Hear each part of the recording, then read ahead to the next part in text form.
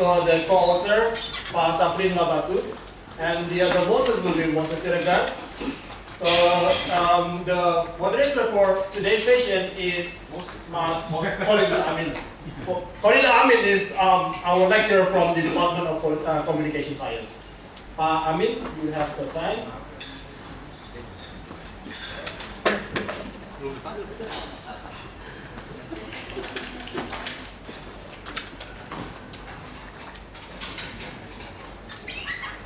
Check.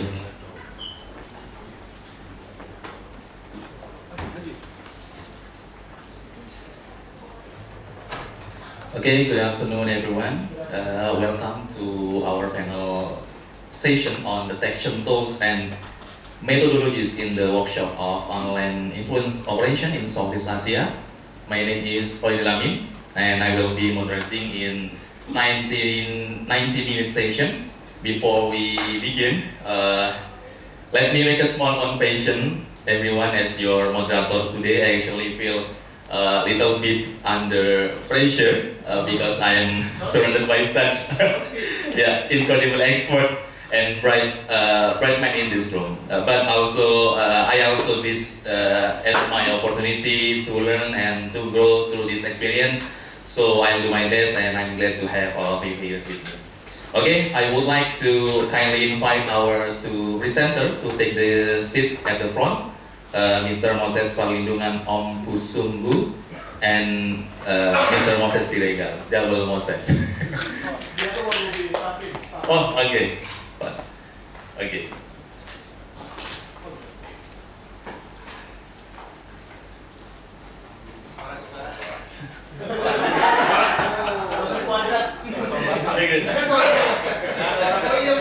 Moses masih orang Pak. Oke. Moses bersatu tidak dapat. Jadi yang Moses 2.0. Okay, everyone. In this session, we will hear from two distinguished speakers yang selanjutnya. We will share different perspective and approach to detect and analyze influence operation. Each presentation will take around 15 minutes, followed by 2 rounds of comment and Q&A session. Okay, without further ado, let's begin with our first speaker. Our first presenter is Moses Parlindungan Omsunggu from Pantau Hoax, who will present on making the numbers speak, big data and thick data approach to analyze influence operation. So, Mr. Moses, the time is yours. Thank you. So I'll be joined by my co-author. Okay.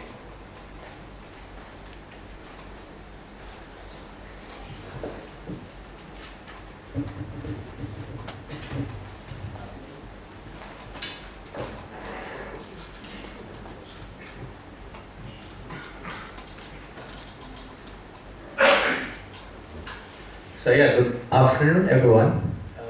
Thank you for having me here in this fantastic occasion.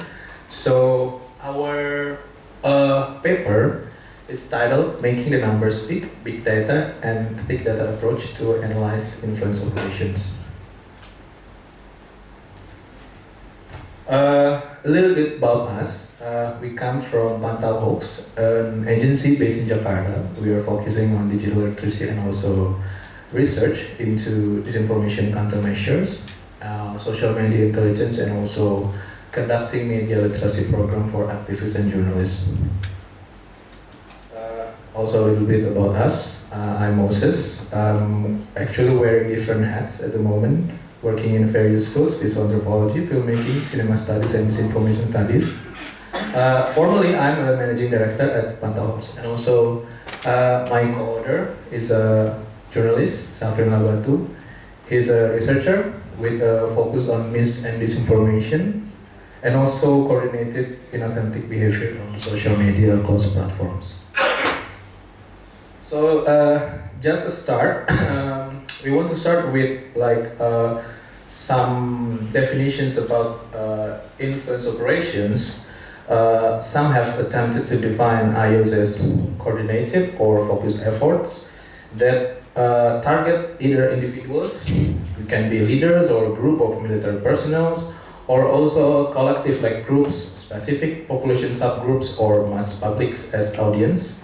through messages that might be false, deceptive, or neither. And primary aims are steering public debates, modeling mass discourses, shaping targets' judgments, and also influencing voting decisions during electoral events like general elections or regional elections in the provinces and in the regencies. Next. Okay. Okay. So we this research primarily aim to like explore methodologies like juxtaposing and also combining big data approach and also thick data. This is an approach that was once championed by an ethnographer called Tricia Wang, like in 2016, when she advocated for the use of the combination of numbers, large-scale quantitative data, and also thick data, which is the sticky stuff that's difficult to quantify. In the original concept from Wang, it's field ethnography, but in this case, we applied and also we like kind of implemented in different ways because the content is not in real life because in digital conversations. In this case, the big data is in the form of the social media posts and also the metadata that is included in each of the posts. And the thick data is the multimodal arrangements in each of the posts, which we will anatomize. And in this case, we can investigate the hows and also the whys between within in each of the content. So a meeting point between big data and thick data can create a more holistic understanding of iOS. Next. So our research questions are two. The first one is, to what extent machine analysis research provides insights into understanding iOS? And also the second one, to what extent multimodal human analysis offer insights into understanding iOS in general?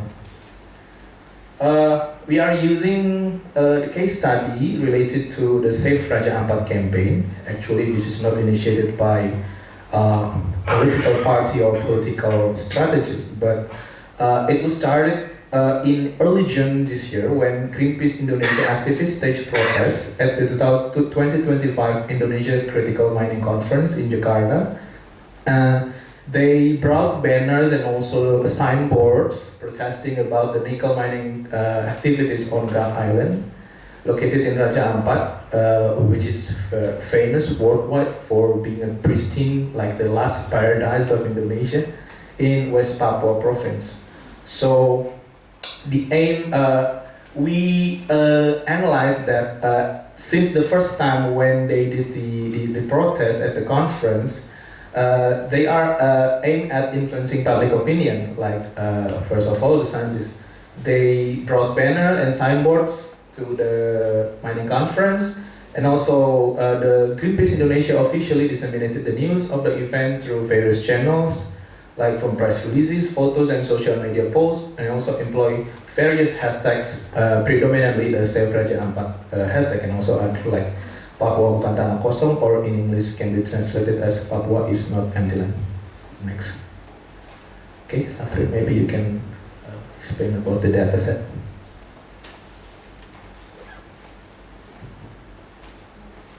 Yeah, thank you very much. Actually, when we try to scrape the data, we had difficulty in like getting enough data for our analysis. Because we used manual scraping. Actually, we didn't use Amplify like some of you already used. So actually, this is the data itself is very small, the data set. But we decided to go on because in this study, we also one part of the study actually involved human analysis, qualitative like analysis. So I think that can still make sense to analyze the small amount of data here. So we get initially 295 posts on TikTok, and then after that we cleaned. So we collected, I think from May 28 until after 1 week before the Yeah. protest, and then also 1 week after.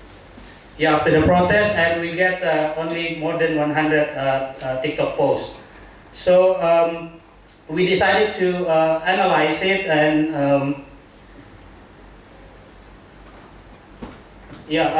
we use only the one hashtag actually, because in our trial and error we found that when we use keyword searches, we couldn't get the data using the scraping, so we just use this. And also because we specifically want to study this movement, this campaign on social media, so we just went ahead with the one hashtag. Also because when we tried to use keyword searches, we found irrelevant campaigns actually unrelated to this specific campaign. So by using this specific hashtag, we could also get another related hashtag. So that's why we decided to go on with this hashtag. So next. Okay, from the data sets, from the posts that we have been able to clean, those posts included 2 of the Greenpeace Indonesia's official posts on TikTok. Maybe you can play.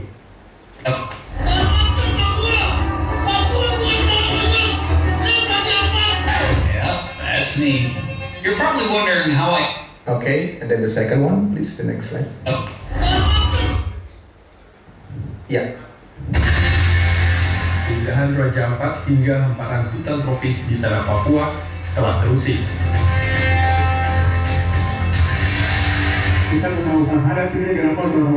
Okay, stop. And then the next one, please. Yeah, we actually. We actually been able to in the data set that we have cleaned. We also been able to collect some AI generated videos, which we can see in the video in this slide. Next. Dari posisi Raja Ampat. Tapi mereka tidak buta saat laut kami berubah warna.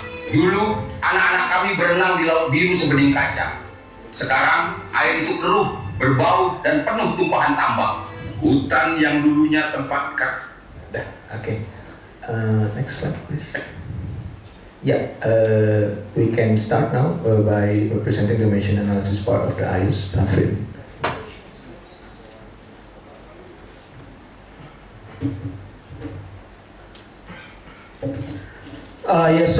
In the machine analysis, we wanted to find out actually what can be what language model can do and cannot do.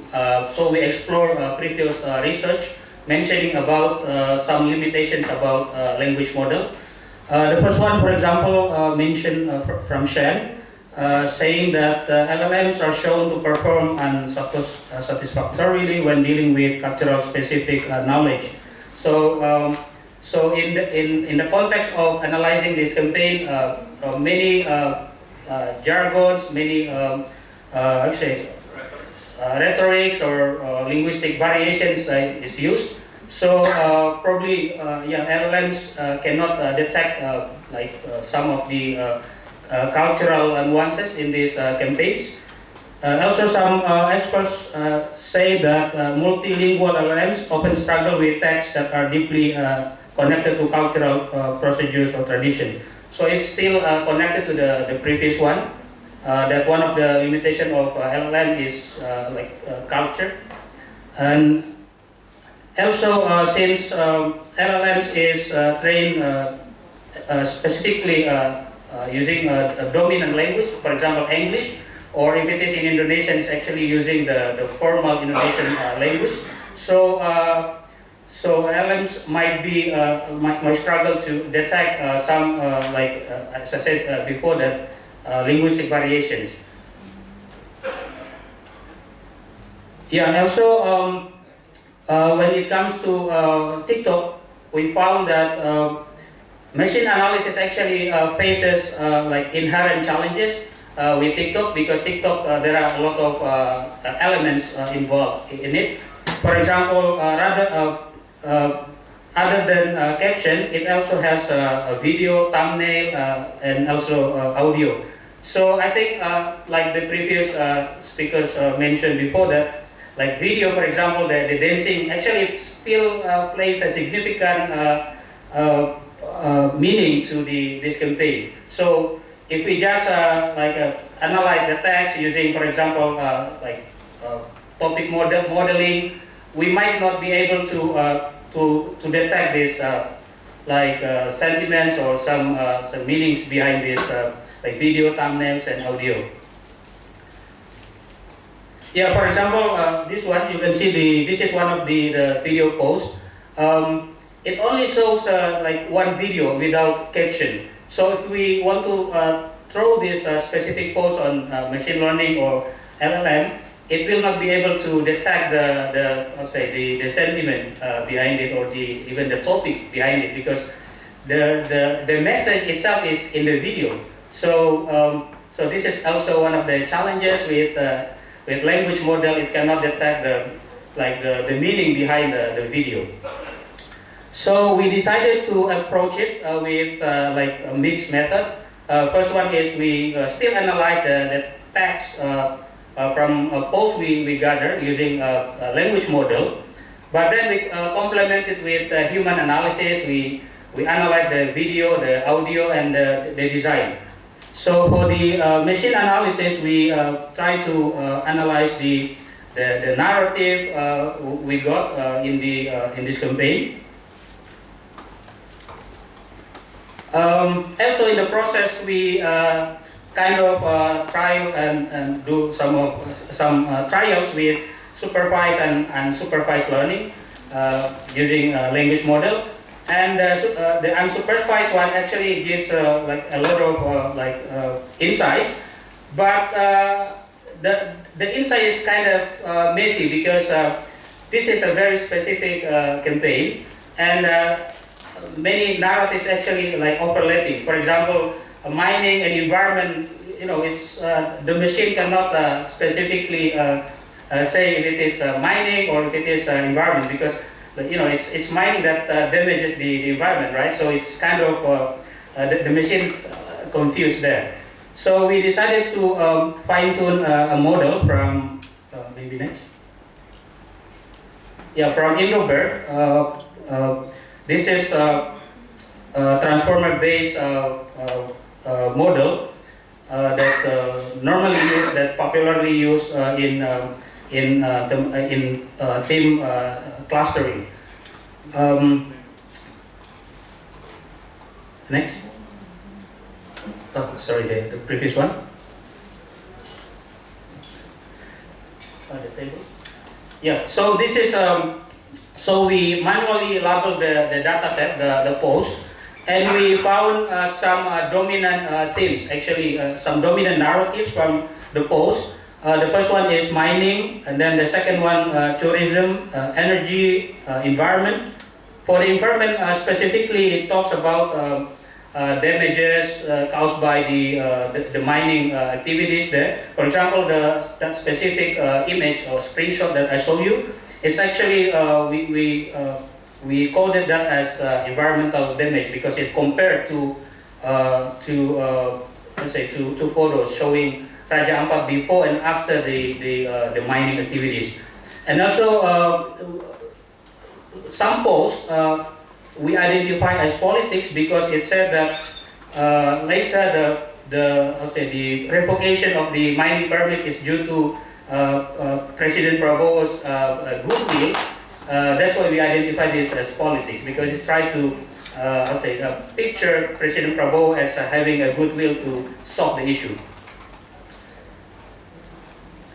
This is the first analysis. We can see that although our data set actually has quite like several weeks time span, but the number of posts itself only spiked during a specific time, that is 5 June 2015, and then it suddenly dropped. We consider this is a very synchronized tempo post. So we can see that environment, mining, and suddenly a spike and then drop off. Next. Yeah, this is I already explained about the single highest frequency. Next.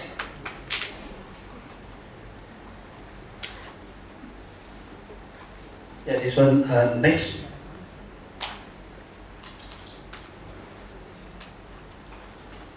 Yeah. So we see that from those posts, actually, there is an attempt to frame this issue around the environmental frame, because like we can see other narratives such as energy, such as politics, but they are not dominant. The dominant one is environment. For example, videos comparing Raja Ampat before and after mining activities. Next. Yeah.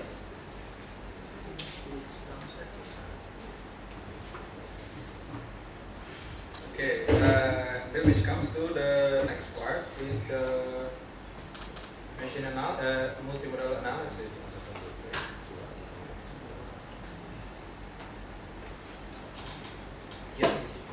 The multimodal human analysis, we use it for two reasons. First of all, social media communications, the contemporary social media communications are multimodal.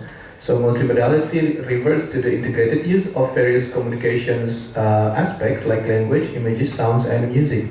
So images can be photographs and also can be videos. Therefore, we think that it needs to be approached multimodally as well in order to analyze it. There are three things that we want to analyze. The first one is the interconnection and also the interaction between the modalities. Second one is how the messages in the post are used as tool to persuade and also to manipulate the audience. And then the third one, we want to see if the social media videos so in the history of film theory, there's a theory, montage theory from Russian film theorist Sergei Eisenstein. It's called montage of attractions. It's like audiovisual montage is created to attract people. Okay, next. So there are two kinds of multimodal analysis that we are applying this research. The first one is multimodal discourse analysis. The second one is multimodal framing analysis. There are four objectives that we use in the MDA. The first one is we want to uncover the way the text reinforce or challenge various established definitions and also understandings. And then the second one is we want to delve into how the text, the interplay between text among text in each of the posts. And then the third one is the practices of production, dissemination, and also receptive practice in each of the posts. And also we want to see if the posts also connect the message in the post with broader context. And then the second multimodal analysis, MFA, we aim to understand the structuring idea in giving coherence and also meaning to the text.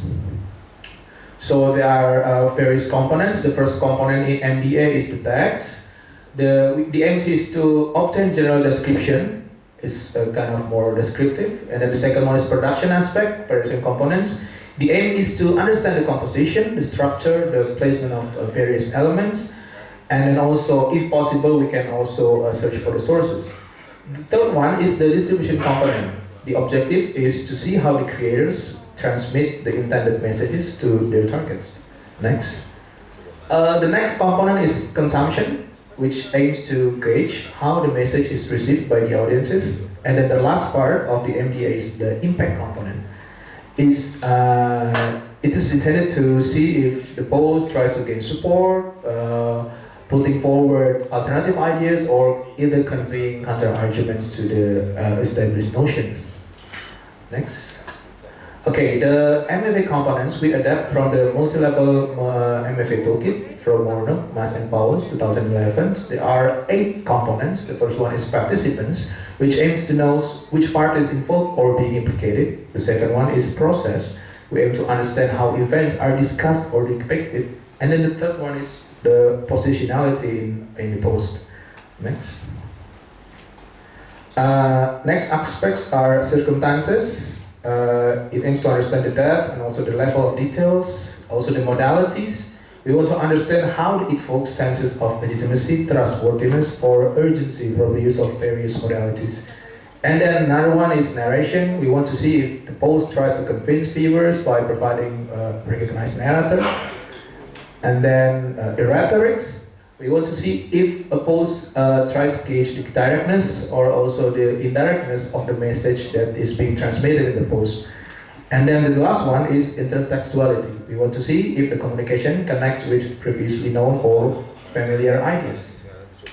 So, these are the results of our multimodal analysis. The analyzed post, we choose the most viewed video in the post that we were able to collect in the dataset. It was dated on 3rd of June 2025 from a TikTok account called Parlemen Jalanan. The view is 24.7 million. It was liked by 1.9 million and also commented by around 41,000 comments. Next. This is the post. We can see for a bit.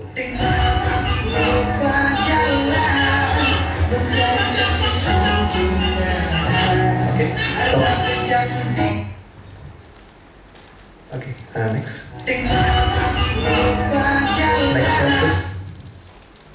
Okay, this is the result of the multimodal discourse. The text, this is somewhat descriptive because we described that the post is a 16-second video, and also we found that there are two components, two different clips. The first one is clip 1, a background video of furry animal, supposedly an orangutan crawling on a rocky surface. A lush and mountainous landscape, but significant parts of which are visibly treeless, can be seen as the backdrop. The second clip, an audiovisual content superimposed onto the clip 1, showing a fiery protester shouting, "Papua bukan tanah kosong," or in English is "Papua is not an empty land." The clip is considerably smaller in size than the background clip, and it's put on the lower left-hand side corner of the post. And it has caption, which is translated to English as, "When Indonesia's natural beauty is destroyed for temporary interest and certain groups, then being silent is no longer an option." A protest. Citizens and Greenpeace protested at the Indonesia Critical Conference, shouting "Save Raja Ampat."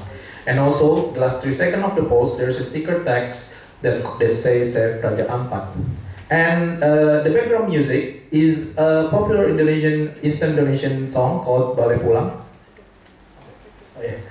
Okay, so we want to come to the conclusion. Yeah, there's a lot of analysis in this part. Next. Yeah, we want to conclude that the first one, language models are especially good in identifying narrative cluster, and combined with analysis can identify how narratives are used over time, but it struggles to web text that equals specific variation in linguistic and culture. And also, TikTok posts are inherently challenging to analyze using LM alone. Last one, please. Yeah, analysis using multimodality can complement the limitation. We need to pay attention to offline and online communicative practice. Political message could appear anywhere, even though the content is not really politics. And then there is a possibility that the most potent amplifier might not always be the originator of the campaign. Thank you. Okay, thank you. Okay, thank you, Mr. Moses, for sharing how you brought together the power of big data with the depth of big data. This combination reminds us that behind numbers, there are always human context that matters in understanding influence of organization. Okay, thank you, Moses, for that excellent presentation. Now, let's continue with our second speaker. We will hear from Moses Siregar, who will present can hiring a cyber troop increase political conformity. Evidence from an Instagram field experiment with buzzer-coordinated comment section. So, Moses, the set is yours. Thank you so much. First of all, I'd like to just express my gratitude for this historical conference that has been convened. I think it's well needed with the fact that there is a lot of theoretical and empirical, I guess, scattering and confusion in this emerging yet important subfield. So I'd like to begin with a very important empirical debate that I'm tackling here, which is that given the ethical constraints involving deception within influence operations, as well as the secretive nature of these operations, how can we truly measure the impact of these cyber trooper operations, or I guess, a part of this influence operation? And if we see into the existing literatures, we've had actually quite an extensive amount of different methodologies, from interviews, ethnographic studies, simulation-based modeling. You got some quantitative descriptive studies, theoretical studies, and social network analysis that I think has sort of hinted the fact that these operations are quite impactful. But I do detect, having a quantitative background, an empirical gap, which is the causal evidence. And I think causal evidence is also required given the fact that it's able to sort of more pinpoint the direct impact of these operations. But it is quite hard given the ethical and covert challenges of these IOs itself. But then at the same time, when we try to sort of measure the impact of IOs, we come with another theoretical gap, and that is, what is the primary social influence mechanism that makes cyber troopers effective?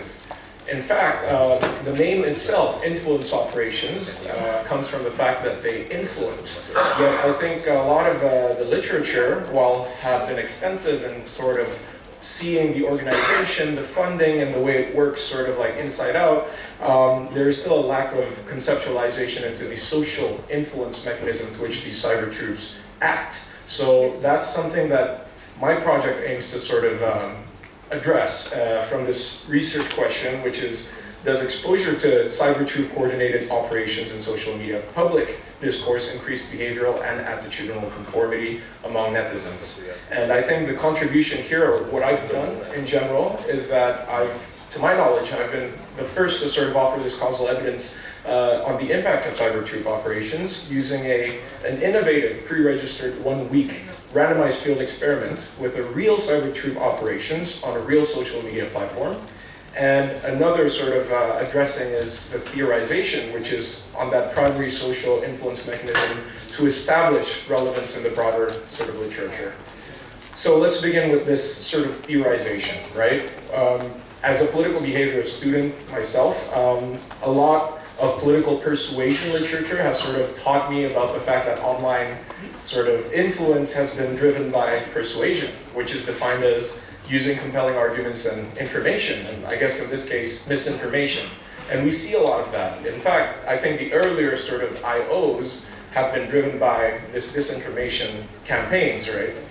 And it's been sort of like effectively shown in a lot of literature, but at the same time, there's increasing limitations on persuasion as a social influence mechanism.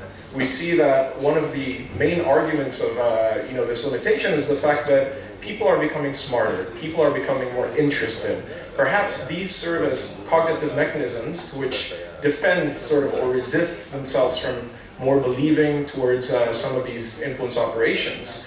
And that leads me to think that perhaps a persuasion mechanism is too overt as well as too explicit to primarily explain this implicit nature of, cyber troop operations. While it may be the case that persuasion is a big part of cyber troop operations, but it's not sufficient to completely give this foundational sort of social influence mechanism of cyber troop operation, which is why I sort of turn to another alternative, which is a more underappreciated mechanism of political conformity. And I think it's been touched a lot from Marlena's sort of keynote from yesterday up to this point, that there is a lot of hints of political conformity, which means we're using social cues and group dynamics to align individuals with perceived group norms. So it's a more underappreciated mechanism. A lot of literature focuses on political persuasion, but I think Liz Suhai, which I've had the chance to pretty much converse with, is actually a big believer that conformity and persuasion are two big things that are quite different. And I think it requires more sort of establishing of relevance. And I think this cyber troop operation is more fitting in order to create this relevance of both actually cyber trooper operations as well as the political conformity, because conformity works through more implicit process of belief changes or behavior changes that cyber troopers perhaps are more generalized to. And I think in my paper, this is a quote from my paper that I'm sure you guys have had the chance to perhaps skim, is that political conformity emerges not only as a more fitting primary mechanism to understand the effectiveness of these operations, but also as a concept newly illuminated by them, providing a timely lens to recenter in the field of political behavior. So it's important that we sort of interact the cyber truth operations literature into the broader literature so that people understand the relevance of this growing prominence worldwide. So, that said, I use a lot of what Wijayanto and all has theorized regarding how cyber troops are characterized due to the fact that this analytical distinction is important to understand the impact of cyber troop operations, which is 3 characters here: secretly paid, coordinated network, and fake or anonymous account. But then this is sort of like framed in a way that we want to understand how they're organized, how they're funded. I extend this logic into this social influence mechanism, that political conformity is driven by this sort of extension here, which is first, there are 2 interchangeable, I would say, interconnected assumptions that without one or the other, I think cyber troop operations would render ineffective. One is the secrecy assumption. Now, it's important that people do not know that these cyber troopers are inauthentic, because by knowing, there is this sort of, I think, fear that, people don't want to believe in what the cyber troopers have said. And the second assumption is visibility. I think visibility is important because without that perceived dominance in the public discourse, you wouldn't be able to detect what the cyber troopers intended. So one of these assumptions fail, and we fail to see an impact of cyber troop operations. Another thing that actually inspires me from Wijayanto et al.'s conceptualization is this fake or anonymous account. And I think I extend this logic again by differentiating between both of these sort of operationalization. Because I would say that anonymous accounts means that you perhaps are anonymous. You don't have profile pictures, you have fake names, whereas fake identity would portray something more of, making profile pictures that looks like a real person or an institution, perhaps making them look more credible. So, upon speaking to Merlina about this, she actually gave this idea about this weak ties versus no ties with the fact that when we surf in the internet or in the social media, we often sort of, we don't really interact with people we know. And I think what we aim to do usually is we try to find weak ties, people that look similar, people that we can relate with, perhaps more credible people, and that the concept here is that weak ties is better than no ties at all. And that probably sort of like operates within this fake or anonymous idea, right? That fake is probably more effective than, anonymous accounts. So that's sort of the underlying hypotheses. I won't go too far on that. I do want now to talk about the empirical sort of gap that I'm trying to fill here, which is in the experimental design itself. So as an overview of my research, in the recruitment process, I actually recruited, did an intercept sampling in Bogor City on 56 different locations, and we ended up sort of intercepting 1,900 people, and ended up funneling down to about 916 people that we randomized, as well as recruited to be part of this experiment. And prior to the experiment, they filled this baseline survey, which I will talk more about regarding the outcome measures. And then the experiment begins for a week, and then, of course, the outcomes are tracked. Now, outcomes are tracked in 2 ways here. First is the behavioral outcome, which we can actually track from the comments that the participants made, as well as the attitudinal outcomes, which are tracked through an online survey. Regarding the experiment itself, just so that you can see here, the way I sort of, I'm sure you have questions here about how I was able to manage to get a cyber troop operations to agree to do this. We can talk more later in the question and answer. But the point is that, this cyber troop operation actually works, extends as an extension of a PR company that was disclosed in its name, and that they were able to sort of help us, or me, with this project so that we can work with a real cyber troop operation. But I'm not in coordination directly with these operations due to the fact that they were worried about, some of the fact that they may be, they may be known or their identities may be further sort of disclosed. So here is sort of the mechanism of the experiment itself. So there are 3 different groups that participants are randomized to. A control group, which they're following this main account without cyber troop exposure. Treatment 1 is another main sort of like profile that they're supposed to follow that has this anonymous account. So there are 5 cyber troop accounts. And treatment 2 is an account that they're supposed to follow that has 5 fake identity accounts.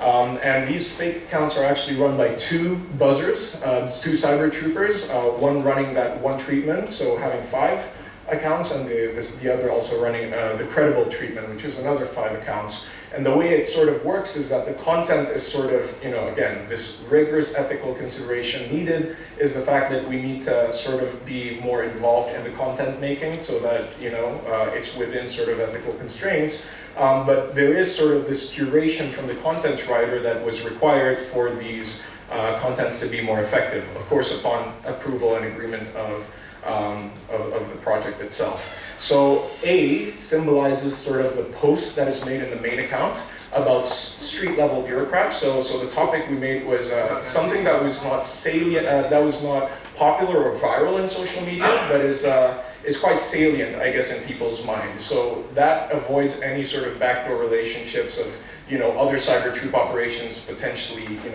trying to compete against us. So the A is sort of the main post that shows the negative encounters of people towards these street level bureaucrats. And then immediately after that post, at B, there are 5 comments made by cyber troopers directly in the comment section to amplify this visibility. And 30 minutes later, 5 more comments are made in the same sort of comment section. So there's a total of 10 cyber troop comments in the treatment posts, and there's about 12 posts in total in each group. And each group posts identical posts so that we can control for them. And the cyber troop comments are exactly identical in both treatment 1 and treatment 2. But again, the difference is in the way these cyber troops are operationalized. So these are what the Instagram profile looks like. It looks pretty similar, just a bit of a different name. And I'll give you an example of how this works. So the main post is as so. School admissions are now filled with SLD brokers. Some residents reported having to pay brokers to get their children accepted into public junior high schools. Quotas intended for the general public are instead taken by individuals close to officials, making ordinary citizens more difficult. So again, this is real encounter. And as you can see, the comment sections here is that it's pretty much identical, but the only difference is you see there are profile pictures, and then actually if you press the profile, there is 100 followers, 100 followings, just to show a little bit more credibility. And the comments are actually quite the same. It's focused on different typologies such as relatability, struggles, emotional charge, a call to action. We can talk more about that later. And basically the outcomes that I try to pretty much measure is comment language, narrative, tone, and length. And this is sort of the behavior that we were able to detect and code. And the attitude is more on the public meta-perception, so what people think the public thinks, mostly, as well as the private perception, and the emotion itself, what they think about these street-level bureaucrats. And we can talk more about ethical stuff later if you guys have any questions. So qualitatively, we can see that the comment sections and control group by participants are shorter. And you can see there are more deliberate sort of comments made in the ordinary and credible accounts made by participants. So I did a causal interpretation of this. I did an OLS regression, and this is what comes up. As you can see, the pooled buzzer sort of operation, the behaviors are impactful. Cyber troopers actually affect people's behaviors. It makes comment sections longer, more emotional. It makes comment sections perhaps more conforming in terms of the language used towards what the buzzers use. But then attitudes is a little bit harder. We see sort of some movement in the meta-perception, so people realize that the public thinks differently, but then in terms of their private belief, it's a little bit harder to change. And again, as you can see, these are the differences between the ordinary and the credible buzzers. And interestingly, the ordinary buzzers, the anonymous accounts, actually poses more effect than the credible account. And of course, there are some discussion to this and why that's the case, but we can see, though, the attitudes are more effective in the credible account, where people actually, they change their belief on their public meta-perception and a little bit more in the private sort of belief revision.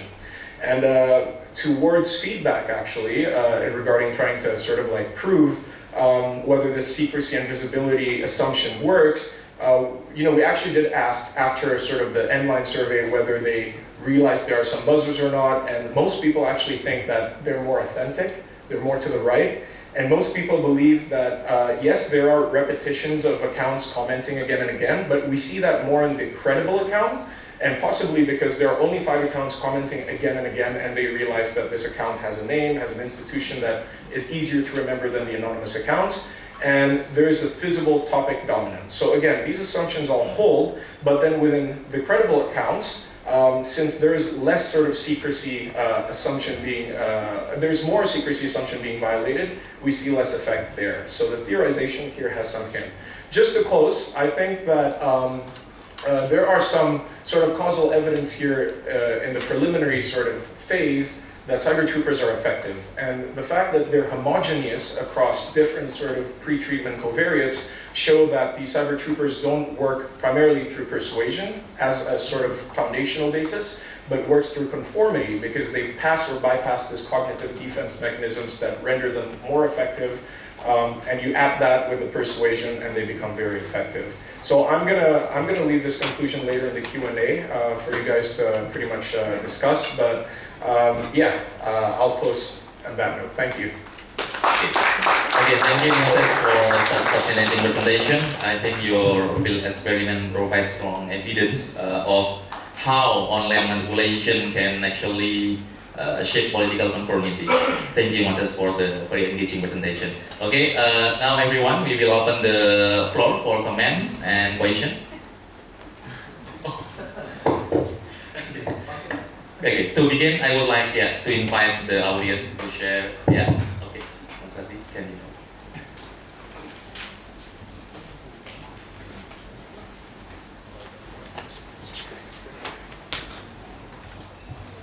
Yeah, thank you. I think both are very insightful presentation and very much showing some innovation in measuring the operation and effect of influence operation. My question will be to Moses. I don't know which one was Moses 1 and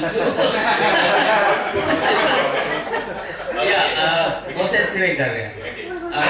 I really like your research, and we have talked about in the last 2 days about it. How to measure the effect of buzzard or cyber troops operation. My question is, I think you showed the slide fast a little bit interest of time, I think.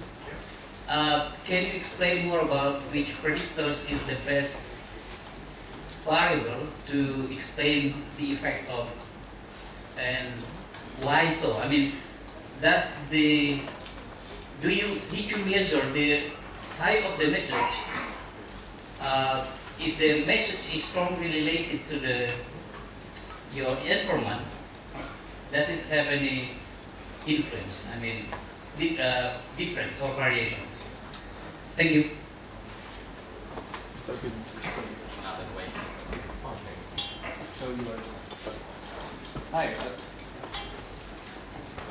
Hi, thank you very much. I really enjoyed both presentations. So for the first presentation, I've got a lot of questions because I'm a bit unclear on some of the terminology and also the methods that you use. So I wanted to just sort of like go through them. So you mentioned, so at the very start you mentioned that this is big data versus big data essentially, which I think the description was quite clear. But I think when you go into the specifics of using an LLM, that's when I think the methodological use breaks down quite a bit, because it's not really clear what exactly is the method that you're using. Because I think you guys seem to conflate big data with LLMs, which is, unless my definitions have greatly changed in the last 10 years, I believe they are fundamentally very different. Big data is about feeding in large amounts of data and then examining the patterns that emerge out of it. And LLMs are about Gen AI essentially, so very different. And then in terms of the analysis of the videos, I don't understand why the analysis was only conducted on a handful of videos, and rather than using the whole collection. I know that you guys also didn't really pull up a large number of videos to sort of like examine, but to only then nail down to 2 or 3, if I'm not mistaken, seems a little bit peculiar essentially. So I think it's really more about trying to position this paper, because at the moment it seems as though you start off very interestingly trying to sort of like do a comparison, but the comparison isn't actually made at the end essentially, because it looks as though the majority of your analysis wasn't actually even machine learning based. It was all seemed to just be manual, and you were using the machine learning just to sort of like, it didn't look like it was speeding it up, it was sort of like counter-checking to a certain degree, because again, you only had like, I think at most, not more than 100 posts that you were looking at. So very, very small data set, easily could have been done manual. And I think the discussion that you guys should approach basically would be sort of like comparing the efficacy of your sort of like LLM use versus manually coding it, which you guys were essentially doing. Okay, so that's for the first one. The second one I thought was also quite interesting. I like the idea of paying, but I think, as you mentioned before, I have a lot of questions about your ethics. Okay, so the, should I go into ethics first or some others? Okay, never mind, we'll go into ethics first. So for ethics, right, you mentioned your topic is that hiring a cyber trooper. So my first question is, did you hire a cyber trooper? Okay, so that has huge ethical connotations, because again, while you're paying essentially an entity that is engaging in very unethical behavior. So I'm not sure whether you're going to be able to get this published anywhere based on that notion, because, and the second thing to also be mindful of is that couldn't you just replicate the behaviors of a cyber trooper rather than having to pay an actual cyber trooper to do these things? Because fundamentally, these are all behind the screen. You can easily replicate it based on existing coded styles and formats, essentially. So I would like to hear your thoughts on why you decided to go on this very ethically dubious route that invites a lot more scrutiny than otherwise would be necessary. And I have a set of suggestions also to have, because I like the point that you made, which a lot of people who are new to political communication don't quite understand, that persuasion is never the main focus of political communication, and political conformity makes more sense. And I would suggest, because I didn't really see that reflected in the way that you formulated the study. The treatments didn't really tell you were mostly looking to see whether were the buzzers obvious, or were they obvious or not, essentially. But usually when you think about political conformity, you're thinking about the sort of like the type of content and how it resonates based on certain political viewpoints. And I also didn't see that in the way that you sample your audience, because if you're talking about conformity, it's important to understand where they fall on a political spectrum to see where they would basically be moving left or right, essentially. So I would suggest, if you don't have one already, to try a few ways of trying to start or sort of like frame your political conformity, which is looking at in-group, out-group effects, which is the easiest way to look at political conformity, whether you fit into the group or not. That also feeds very well into spiral of silence. You know, the idea is that you don't want to be in the minority, you want to be part of the silent majority. And the psychological theory of cognitive dissonance, that's one of the easy ones to use. So that's just a comment on my part. Okay, another thing I wanted to look at also was that the way in which you, another thing I wanted to ask is that, how many comments in total are the differences between the treatment-based posts and the non-treatment-based posts? Because from the little picture that you showed there, it looked as though the control group didn't have a lot of comments, essentially. So in a certain sense, just the fact that the buzzers are pumping in essentially like 10 to 12 posts just by default, that in itself seems to be ramping up the interest into the post, essentially, which then begs the question, just from somebody who doesn't really look at Instagram, because Malaysia's Instagram political is not really very interesting, it begs the question of, is Instagram media literacy here that poor? Because it looks as though just seeing 10 additional comments over nothing suddenly makes people want to post and commit to the discussion here as well. And I think that might be worth discussing, and sort of like the efficacy of all these things in the deeper run. But yeah, I think that's about it. So I hope to hear your thoughts. Thank you. Okay, thank you. Maybe we give the opportunity to speaker to answer. Thank you very much for your interesting insight and question.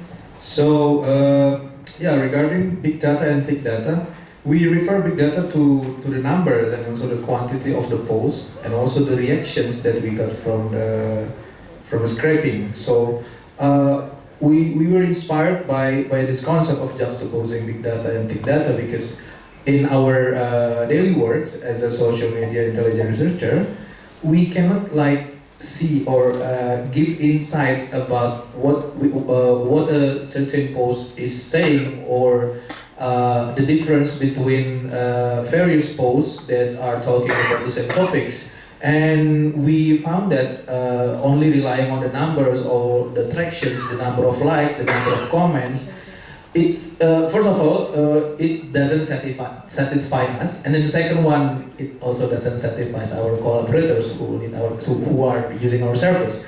That's why we are combining it with the analysis using the multimodality, relying on analysis, hermeneutic analysis, but relying on the concept of multimodality. So it's like, thank you for your insight, because this is also still in the experimental phase. We are still trying to how to portray it and also to specify it better. So the concept or the promise of using big data and big data can be more solid and promising in the future. Sorry, based on your description, what you're describing as your numbers essentially is what we consider to be quantitative content analysis. Essentially, it is not big data. Big data involves pumping in thousands and thousands of posts and doing the analysis based off of that. You want to look at patterns that are emerging. So you're just counting numbers. That is not big data. So I think that's the angle that you should be sort of presenting your work in based on that. Okay, thank you for your insight. Yeah, I want to comment on the analysis itself. You said basically we just manually label the data set and then go on with temporal analysis. Yeah, actually the first time we analyzed the data, we implemented unsupervised machine learning, but then the results is quite confusing because this is a very specific campaign. The campaign itself, say Raja Ampat, is already specific. So when we, for example, make a word cloud to see the dominant keywords, dominant words. For example, one of the words that dominates the conversation is mining or tambang or mining. So the word mining itself, after we observe the videos, can fall into either environment or mining, because sometimes the word cannot convey the context. We have to see the video. For example, the caption can say a tambang, but in fact the video is about comparing say Raja Ampat before and after the mining activities. So because it seems like the model get confused because this is a very specific campaign. So we decided to just label the data based on our judgment of what is one post about, for example. And then after that, we labeled 36% of the data set, and then we feed it into the model, which later predict the other unlabeled data set.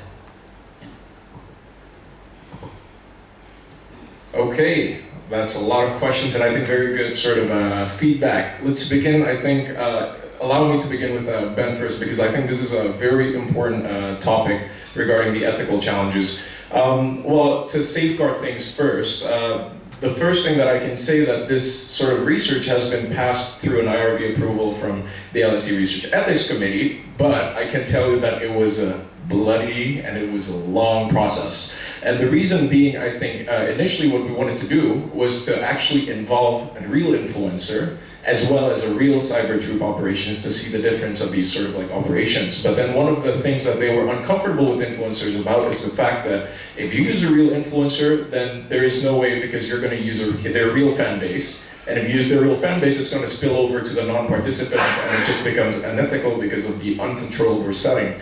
The reason that they were okay with cyber troops were on two conditions. First, is that misinformation is not spread. And when I say misinformation, is all the information that are amplified by these cyber troop operations are actually real sort of encounters, real information that was disseminated. So we did that through an extensive piloting process that ensures that we're not really doing any hoaxes, misinformation. So that one part is definitely okay. The second part is sort of that deception with the fact that these cyber troop operations are inauthentic.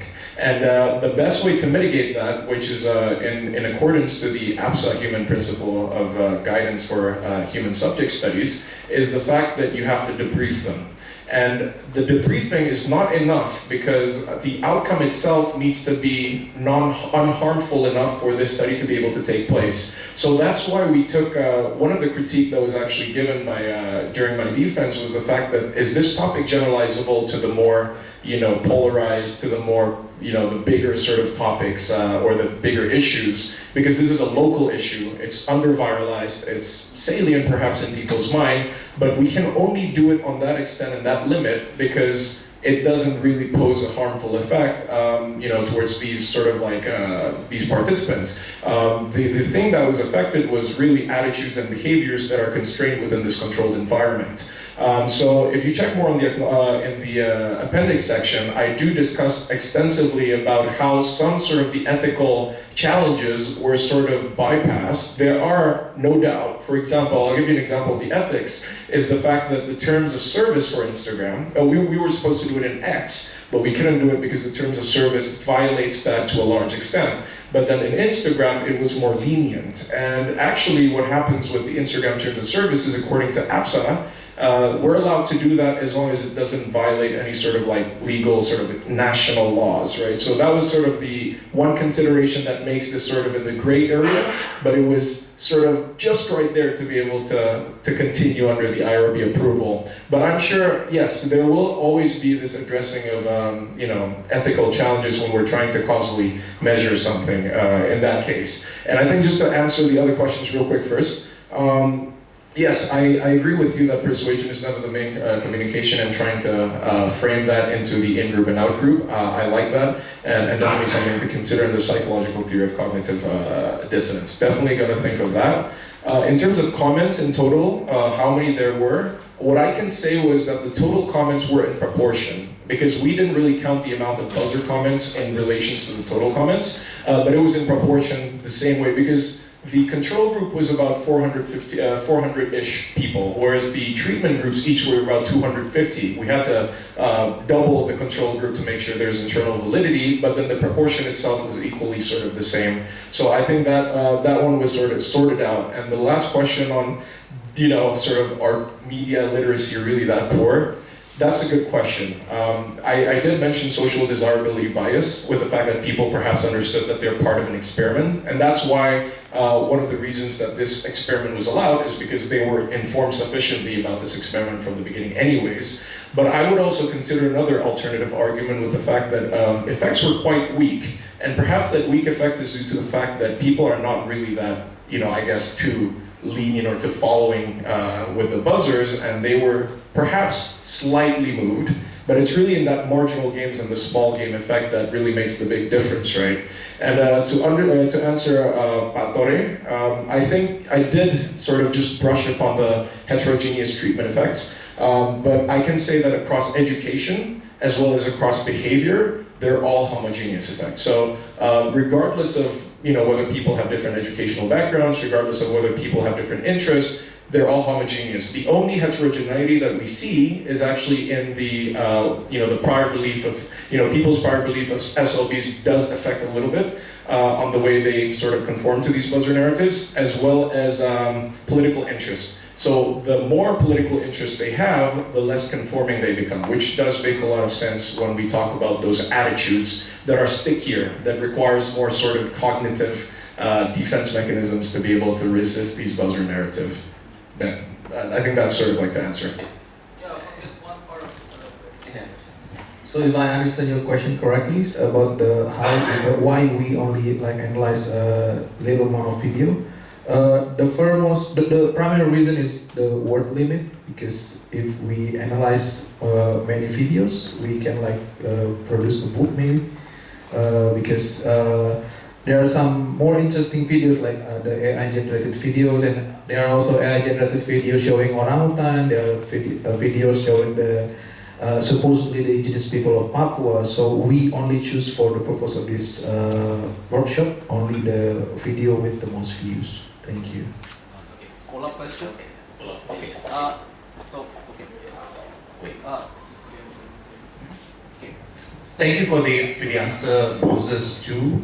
I think it's really good that you gave that explanation about how you went through the IRB process, and I appreciate the rigor that was going into it as well. Though I do want to sort of like highlight one point that you mentioned, that you ensured that they were debriefed, the cyber trooper groups were debriefed, and I guess the question, I mean, you already have the IRB, so you don't have to go through that whole sort of like spiel again. But I guess maybe the ethical concern that I have is that I don't know whether this will be coming from the debrief when you're informing them about the results of your study. I'm not sure if that's part of what the debrief is, or if they actually read this as it gets published.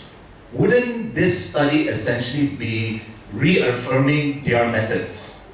And you're essentially contributing to a growing industry that is sowing political discord. So that is the greater ethical issue, or rather the how do you sleep at night kind of question. So I'm curious to hear your thoughts about this, because sometimes, often certain IRBs will often think, I appreciate that you thought about how it affected the participants and they were protected there, but again, the methods that are implemented here are because the company directly is involved there. I don't know if it's the company or the cyber troopers themselves are involved in it. They themselves can learn this and even to a certain extent use this to sort of tell people, look, our methods are scientifically proven, and therefore you should come and pay us more to do more nefarious things. So I just wanted to get your take on this. Thank you. And I think, actually, I did not really think of that as far as that, so that's a very good point. I can say that, it sort of goes both ways in a way. When we think about sort of the cost and benefit analysis of the study, is the fact that when people are informed, we do hope that this also informs those that are creating the countermeasures of influence operations to be more sort of aware. But no, I do not definitely rule out the fact that there may be a slight possibility that people would realize that, oh yeah, it is effective. But again, I do hope that with this study, it does inform more of the countermeasures as well as sort of the safeguarding of democracy, with the fact that these operations are dangerously effective and how we can sort of mitigate that. But I will sort of make note of that and think of how I can incorporate that in the paper. Thank you. Okay, is there? I'm sorry. That's okay. So I'm actually happy I came after Ben, because my question is a rejoinder to your methodology, and this time from the participant perspective. I know you touched on it already, that you were asked how generalizable it is to the political space, but I'm more curious to, if you could give me more details on how you administer the treatment. Like, were participants allowed to talk to one another after a while and then do the reactions? Because in my experience, for example, in the Philippines, it's not just you looking at the content privately and you change your mind. It's you talk to your friends first, you talk to your mother, you have a big fight about it, etc., etc. And I generalize that question. How did you try to account for the possible intervening factors in order to strengthen that finding that, oh, there is a causal link between conformity and how we engage with this? And I also want to know if, do you do long-term monitoring and evaluation with respect to this? So, okay, you might have got the inline survey, right? But then after the inline survey, you do a second survey just to ask and see, were the effects done, or did they forget, oh, okay, that was an experiment that was done for a while, but then they moved on. So something to that effect. Okay, let's move to.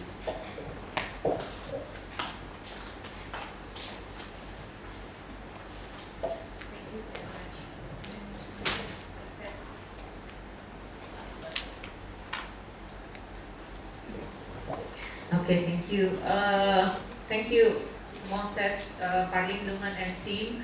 I think what you were presenting today, I think represent the whole conversation between either using like big data or thick data, quantitative approach or qualitative approach. Yeah. My questions is related to one of your findings on the anti-mining narratives and the environmental issues. I'm also working on this, and then based on my interview with Greenpeace, Trend Asia, and Beta Hita, they said that it's really hard to push campaign related to mining and energy transition if they use environmental frame. But once they use the tourism frame, it went viral directly. Iqbal even mentioned, the guy in the video, that it's not, they're not supposed to talk about like Save Raja 4 that time. It's a longer caption, but he was panicked because he got already, he got arrested by the security. Yeah, so do you see this in your data? Because Greenpeace, Turn Asia, they got like criticized a lot because they use tourism to get people awareness about this anti-mining or whatever. Yeah. Thank you. Okay, thank you. Yeah? Maybe, yeah, it So will be the last one. because they got criticized by other civil society organization because they think that when Greenpeace use tourism as the main framework, they discredit the more important issues related to environmental and human rights, but they use the tourism as a hook to get the people attention, but then they got criticized by other civil society organizations because energy transition, anti-mining, it's more than just tourism. But then Greenpeace said like, it's really, but it can attract common people attention, yeah. So yeah, but then in your data it shows that like anti-mining and environment. So is there any other observation probably from your data? Thank you. Okay, thank you. It will be the last question, yeah. Right, last question for Moses. How do you, I didn't know I'm not talking to you. Yeah, this is for Moses here again. A very interesting research using the experimental method and continue your conversation with Ben. And experimental method have been criticized for has the potential to be unethical, and yeah, depending on the type of journal, if you're sending to a quite economic journal, they will accept. American Economic Review, a couple of years ago, they published articles about the use of Facebook at the American universities. It's a natural experiment, but it gets published in American Economic Review. But if your paper is edited by Esther Duflo, I don't think she's going to like it. She's known for winning the Nobel Prize because of the experimental method. But my question to you is first, have you done the, I believe you've done the pre-treatment analysis of the both group, treated and untreated. What is the result? And then my second question would be the same with Gerard. How do you prevent the leakage or spillover between one group to the other? And if you have not explained also, why do you choose Bogor? Is it just the social media, or you choose people from Bogor area? Okay, why do you choose specifically that area? And also, if you can continue, why just 1 week of observation? Thank you very much.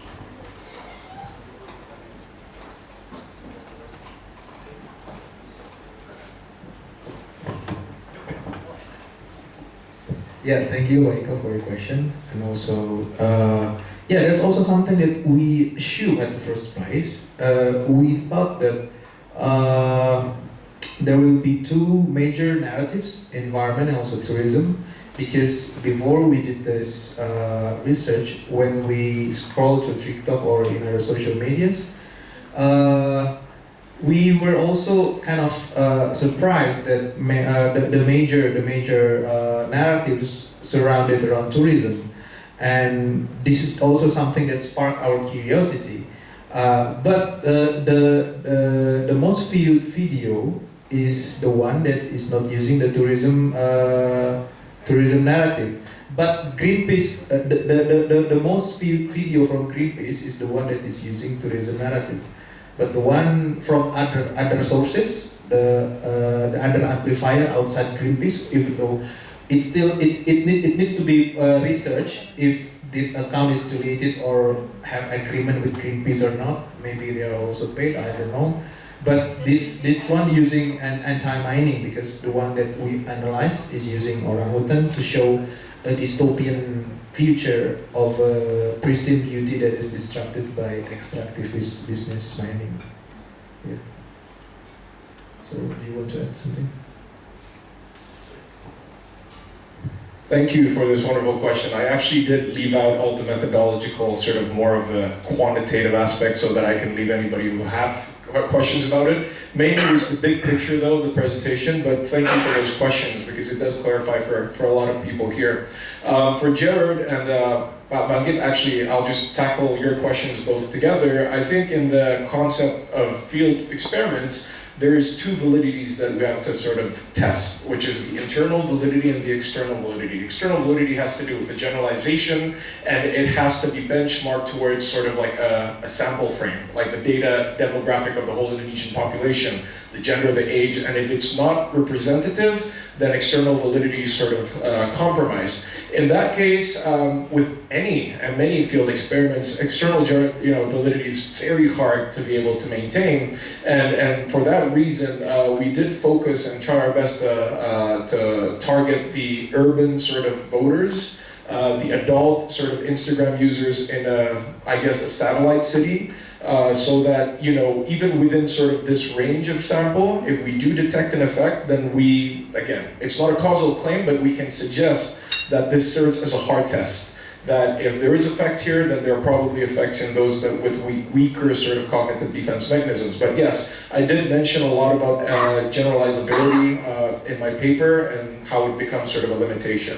And the second part is the internal validity, and you mentioned SUTVA, which is called the stable unit value assumption, which measures sort of spillovers. And yes, the reason that I can confidently say that spillovers were very unlikely was two strategies. First is that I made sure that randomization was successful. And the way I knew randomization was successful was I did a pre-treatment balance test to make sure that the control, the treatment 1 and treatment 2 are balanced. And they were all very well balanced in terms of the pre-treatment covariance. So internal validity was definitely preserved. And secondly, in the appendix, I did mention how I addressed SUTVA, or the spillover effects. And I did actually measure the baseline pre-treatment sort of comparisons, and there was very minimal evidence that spillover was the case. So I did approach it statistically instead of trying to approach it more in a qualitative manner, but only simply because my whole field experiment was very quantitative anyway. So I can say the internal validity was strong, but external validity warrants a lot of caution when we try to generalize to other platforms, other topics, because it is a very limited aspect. And why Bogor? Because I'm from Bogor,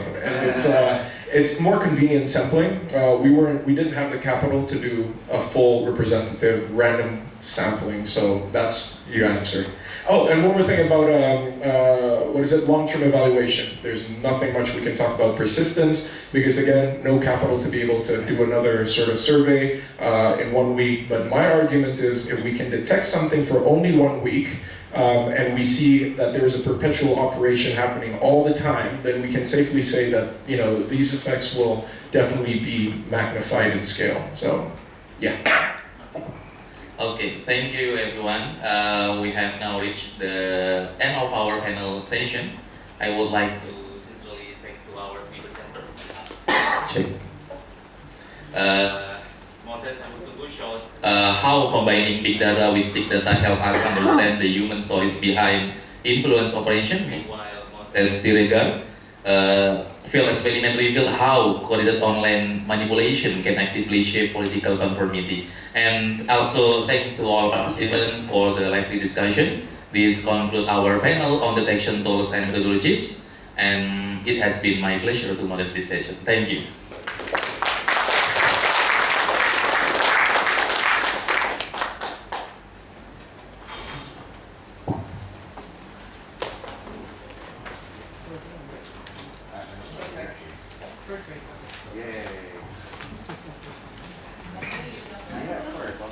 Right, we come to the last session.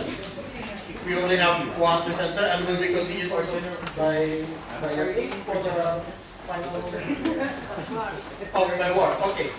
And for the moderator for the last session will be Oh yeah. We have coffee breaks, but they already bring you in inside, some coffee or snacks. So if you want to take a break, that's okay. If you want to continue straight, that's also okay. Moderator is Mbak Ratnahani from the Department of Public Administration.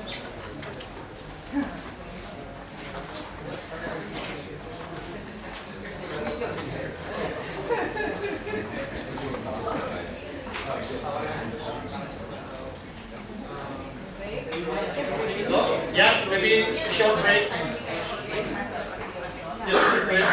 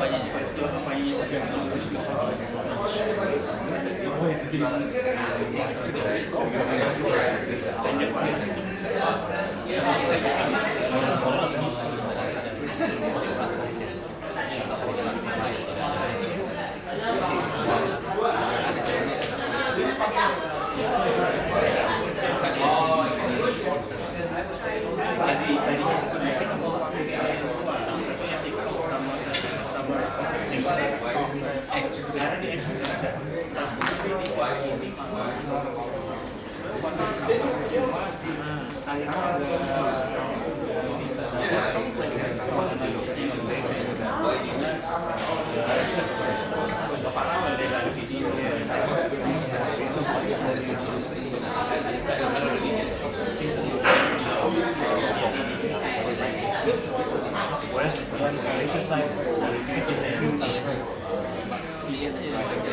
huge distrust. Yeah, it's rare. I would say very likely to work here.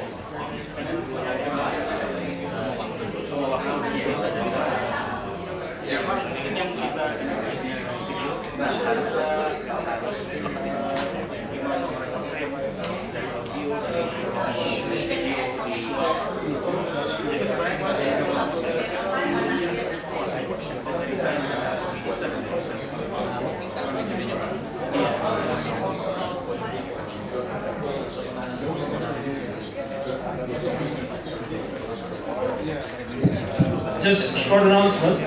After we finish the last session, we will depart for dinner. Today is at Spiegel in the old city part of the city in Semarang. It's a beautiful place, a lot of old buildings. We will start dinner at 6. We will leave this university, this place at 5. See you there.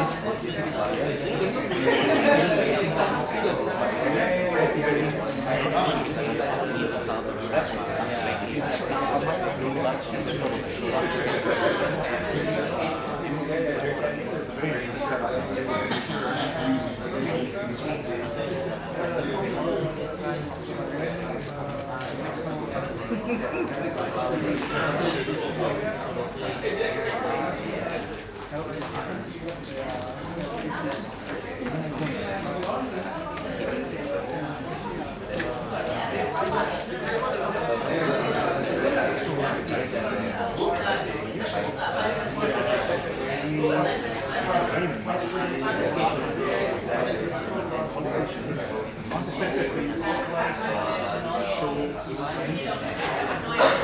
which is why also Najib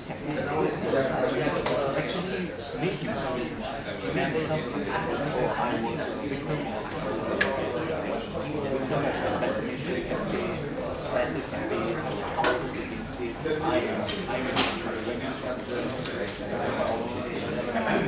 that actually worked. That's why right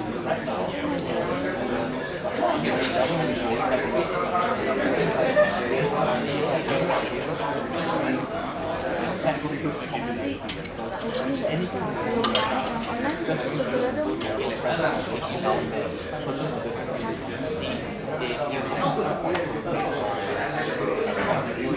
the same time, he still has a lot of money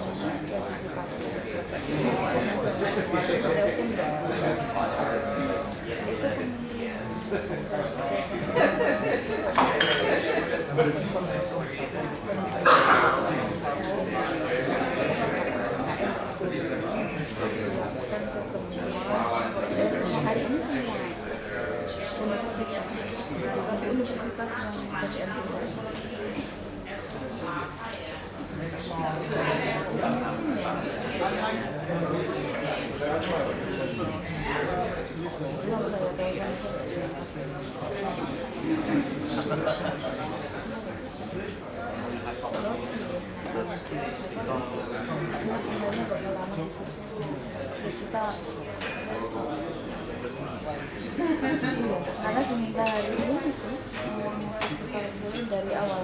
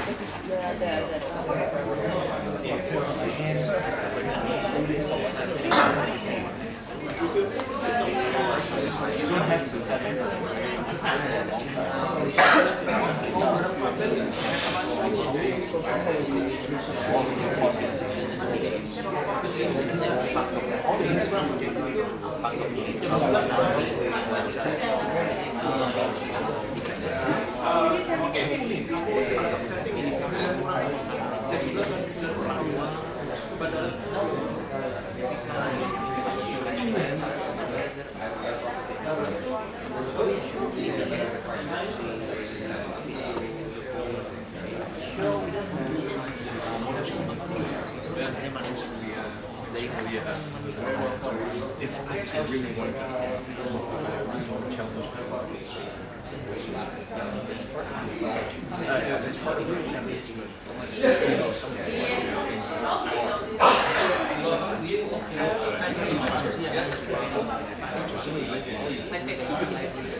it's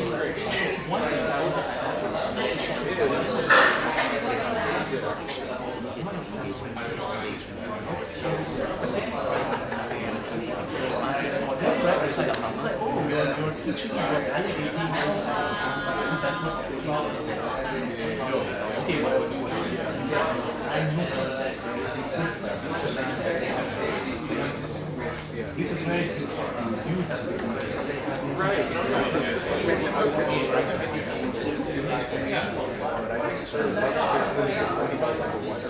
Okay, so I hope everybody is ready after the meal refreshment. Let me start? Yes. Okay.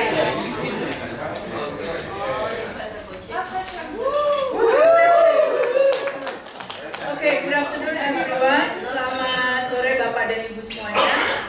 My name is Retna Hanani. I'm head of undergraduate program in public administration here at Undip. So it's been real pleasure for me, and as Mas Amin said earlier that he felt a little bit under pressure, I have to say that I'm under enormous pressure because this is the last session in which the session itself will be a mix between a paper presentation from my own atasan, which is in Indonesia, it's a very big deal. And also later will be followed by a concluding discussion by, again, my own atasan as well in terms of my PhD candidacy, which still a way to go. Professor Dr. Ward Berensford. I hope so. Okay, so without further ado, I would like to invite Dr. Wijayanto, and later the presentation will also conducted by Aniro Yanone, the co-author of this presentation. Dr. Wijayanto will present social media propaganda, the weakening of political opponents and authoritarian innovation in Indonesia, case of digital coup inside Partai Demokrat. In my public administration, I never understand about digital coup. I always imagine coup will be bloody and severe, but now I learned something new, which is digital coup. So please, Pak Warek Empat, the time is yours.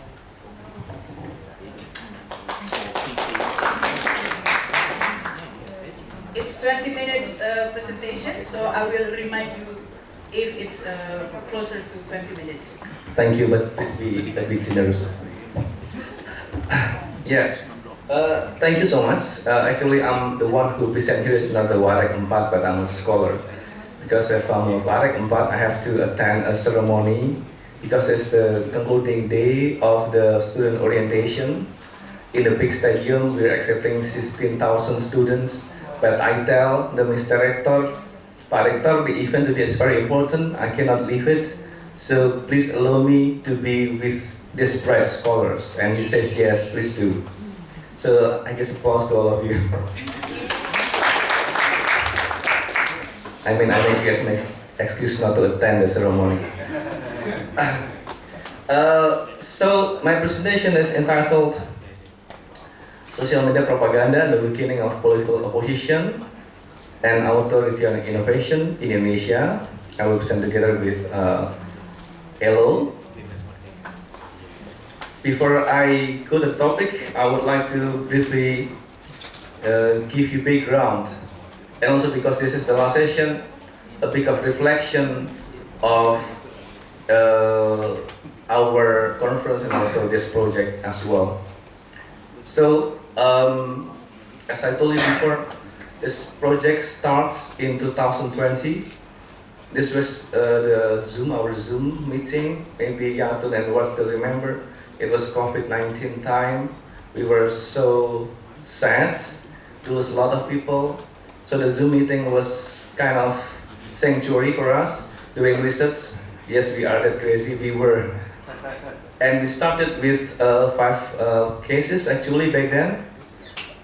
Presidential election 2019, bills on revision of KPK law 2019, new normal 2020, omnibus law 2020, and direct election of the local head 2020. But the last case was not really successful. In some of, we didn't see the cyber troops or influence operation back then, but we got the interview. And this was the method. I took it from your slide that you presented in ECA's conference. I like this slide because you put my picture with a lot of hairs there. That's why I like it. So we combined computational propaganda, computational data analysis, field work in the interview with digital ethnography. That's the method that we used since the very start. And this is the second stage. So the first stage start from 2000 to 2022, right? And the second stage start from 2022 to 2025. After the first 5 cases, we added digital coup inside Partai Demokrat, relocation of capital, RKUHP, 3 periods of Jokowi's presidency, and presidential election 2024. And we also compared with Thailand and the Philippines. That's why then we have Janjira there, and also Fatima, and the smiling guy, you could see there, Dr. Chris Roykrok. He was so happy doing the Zoom meeting always. And you could see, and I learned from the cases that we did, we focus on election, and also we focus on the manufacturing concern. So there were problematic policy, and then cyber troops trying to create narrative as if the public supporting the policy. But we haven't really, we have conducted the research, but we haven't done the analysis about that cyber troopers also used for weakening the opposition. That's the background of this paper. And to just give you the idea, this is how the fieldworks workshop was going on. It was in 16 to 17 July 2023. We got groups of visitors who were very good, I must say. I was grateful for them. Because I guess in Indonesia, we were the most successful in doing the fieldworks in terms that we got most informants compared to the Philippines and also especially Thailand. I guess this can be some of the reflection on methodology. When it comes to people, maybe context matter. Maybe in Thailand it's authoritarian regime there, so it's people more private. It's more difficult to get people in touch. Philippines as well, maybe not as bad as Thailand, but maybe Philippines was also not so often just like Indonesia. But not to say that Indonesia is easy and very open. It's also challenging. Maybe it can be a place for reflection. And this is of course not a fieldwork. This is when we write the paper about the one that is published by IGPP. So the face maybe is thinking really hard, I guess. That's your picture of what. Now you see it when you're thinking it's like that, looks like that. And it has resulted in 2 books, 6 journal articles, and hopefully more. The first 4 already published, the number 5 accepted for coming. This number 6 under review, hopefully coming soon. And there's a book published by ACS, co-author Yatun and me, and the past paper that we will launch next Monday. So, when we talk about the concept of democracy in Indonesia, we found the term democratic backsliding, democratic regression, authoritarian turn, authoritarian innovation. And a study about democratic regression in Indonesia shows that one of the indicators is the weakening of political opponent, of the opposition. And scholars like Marcus Mitzner, like Edward Aspinall, Bormeo, Kendall, Taylor, Guriev, they talk about how the political opposition has been weakened. But none of those studies talk about how the internet was used, how the cyber troops was used to weaken the opposition. That's why in our case study, we included the case of the digital coup inside Partai Democrat Party, in which back then, in 2021, the regime wanted to replace the chairperson of Partai Demokrat, AHY, using the influence operation, using cyber troops. So these are some key points there of our paper, that weakening of political opposition has been a key signs of democratic regression, and there's a dimension of disinformation and social media propaganda, and that's the case. And also we conduct big data analysis, big data ethnography, interviews with 8 cyber troopers. We would like to interview more, but it's not easy to find them. So 8 were the maximum that we got after actually years of research on this topic, among others. So that's the data that we used. When we take a look at the broader background, actually, political context in general, actually, we also notice in general the Larry Diamond cited as global democratic recession, and some scholars coin it as global authoritarianism.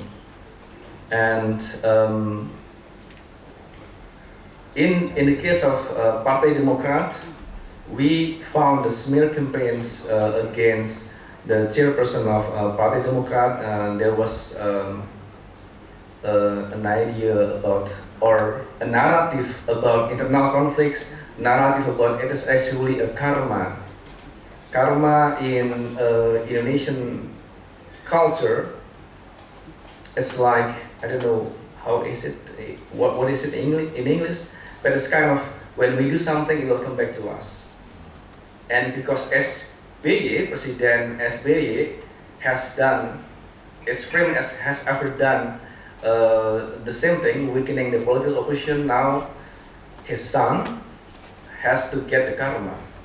That's the narrative used to normalize or justify the weakening of the opposition.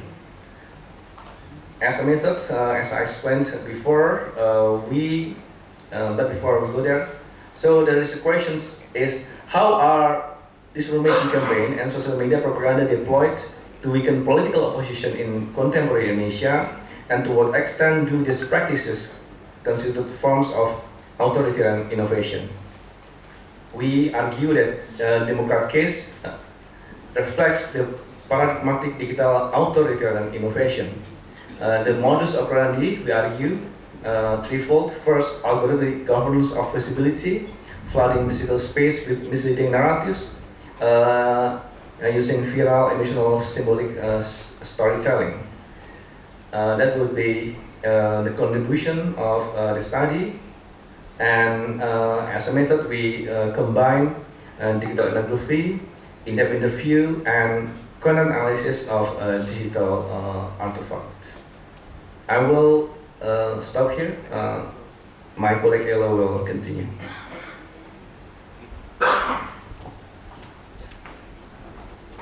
We have 10 minutes left. Yes.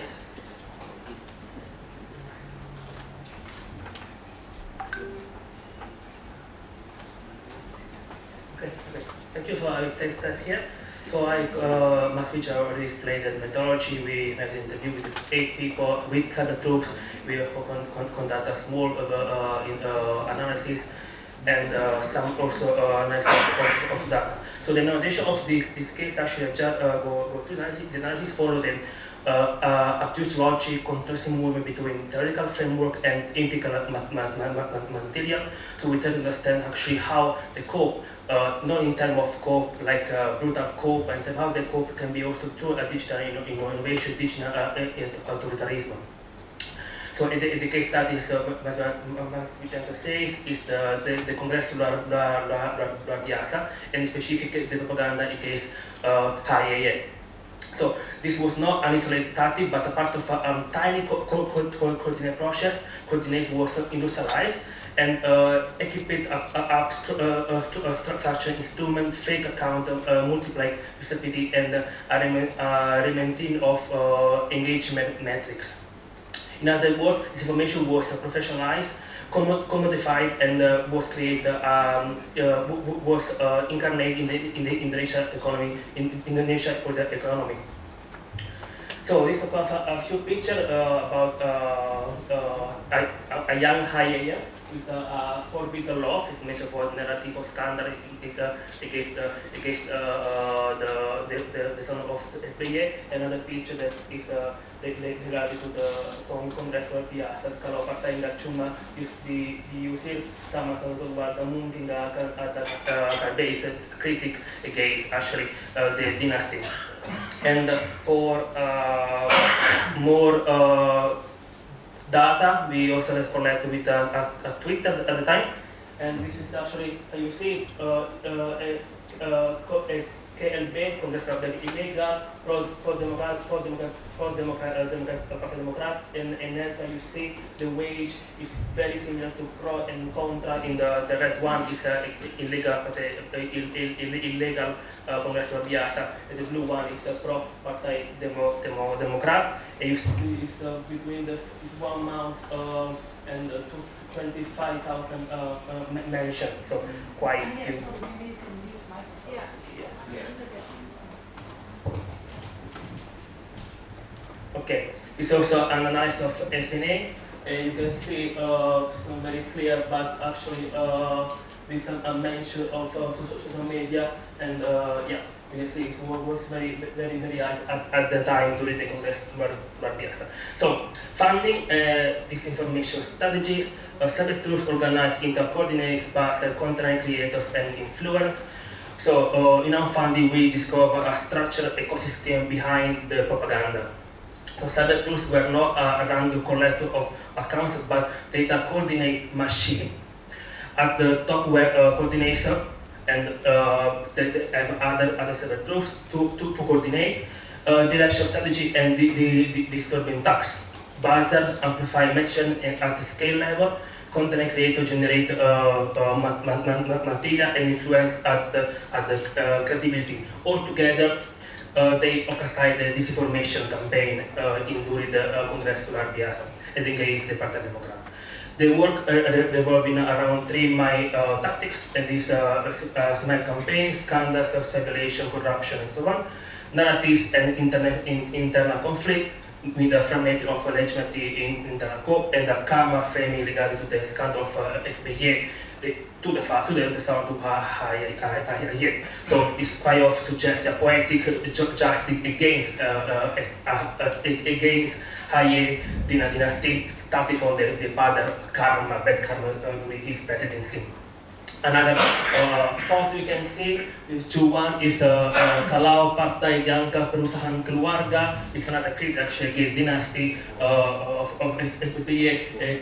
Kalau Pepo nggak mungkin raja dia, I don't know how to translate because of his slang, but maybe you can something. Pepo is the nickname of Yes. SBA in his family. So yeah, this also is rhetoric they use, the rhetoric of like maybe just say the karma rhetoric used as against the Partai Demokrat. Another one, apa saya yang banyak salah, kenapa saya yang kena? My father made a lot of mistake. Why you all blame me? Of course, this also is a kind of created. Like this one, di saat berkuasa semana-mana kini di masa tua menemui karma against this kind of authority. There are plenty huge this kind of against SBA, of course, and the 2024 election. It's another one. In terms of infographic, polar hashtag, you have this kind of rhetoric course is very clear. And there was in this case during the Moldova speech in the Battle Moldova was make not in the hand of a candidate of Partai Demokrat final round. And other slide regarding also the kind of SBA, like 10 tahun pimpin negara saya tidak pernah rusak partai lain. This was a kind of rhetoric used in a meme or kind of say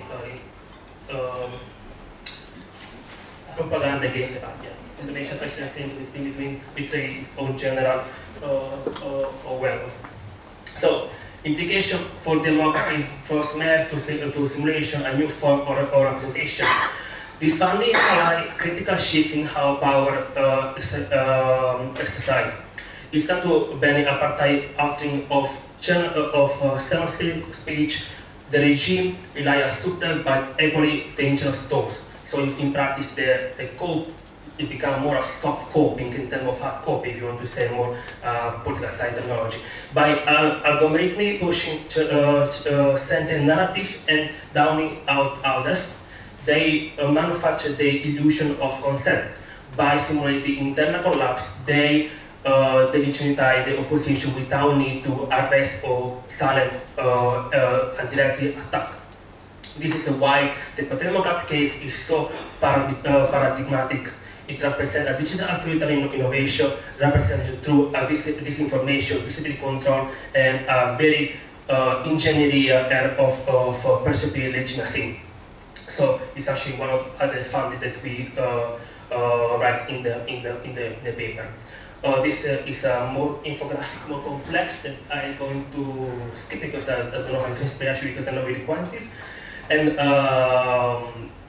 three steps of framework: we use authoritarian innovation, regime keep the form of democracy. We have election, we have parties, we also have some kind of freedom of making suspect, but all of the substances with a spin, this dictatorship really less of connection and more of information management. Then Congress will be as a first this model present as a democratic correlation, but in fact engagement through elite disinformation. And I mean the last line before we plan to again to mass media. The second point is corporate propaganda and infrastructure. Disinformation is not a strength but engineered perception through algorithmic targeting, synchronized narratives, and emotional script. Basic of three mind level is a separate truth in Indonesia network of boosters, makers, and influence, organized of domestic influence operation, a chain of command, content keys, posting structure, and accountability. The function of political technologies, not just a campaign of tools. And the last point is perspective authoritarianism as a symbol of legitimacy. Legitimacy is staged through a spectacular of emotion, no institutional trust. Legitimation framed as a moral drama, the karma political that we talk about. The main gossip narrative, a crisis make elite intervention appear merely justified. Opposition is not banned actually, but is a make down in the meme and orchestrated narrative. So the conclusion you can make by this maybe this one. The conclusion. Let's go straight to the conclusion. We conclude that the civil coup inside the Democratic Party was not isolated intrigue, but a paradigmatic case of authoritarian adaptation. It was conducted through three coordinated strategies: fabricated scandals in party leadership, crisis simulation to justify elite intervention, historical moral framing, karma politic. You could see from the slides presented by Ilo, a lot of slides about that actually this is because of the father. The father did wrong, then the son got it. Instead of it's actually an attempt to weaken the opposition.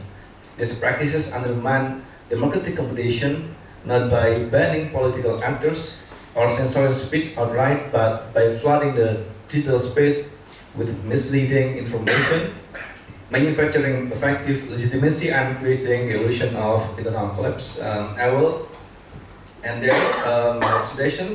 Thank you so much for listening, and thank you so much for coming to Semarang. That's our picture of the performance. But before that, I would like to show you this is our journey. In Paris, 22 July, we declared together back then, maybe what and you have to remember, that we will publish the book in LPDS in 2023, in 1 year, right? And the book published in 2025, August. Yeah, a little bit late, but we made it. And this was the conference in Amsterdam, 2024. Jatan was there too, but somehow she was not in the picture. Thank you so much. Thank you again. Okay, thank you, Pak Wijayanto, and maybe Elo can also sit here. So, from Pak Wijayanto and Elo's presentation, we learned about how the KLB was also created some kind of digital coup outside of the KLB itself through the social media. But before we go into the concluding remarks from Professor Wadman Scott, I would like to invite comments from the audience. We have 3.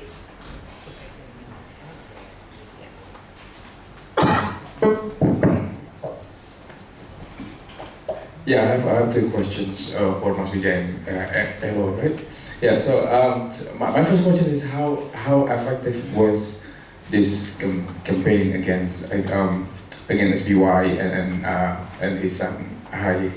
Because I remember that the campaign itself failed basically in a way that the Hari still controls the Democratic Party, and then I wonder if you also detected the influence operations carried out by the Democratic Party.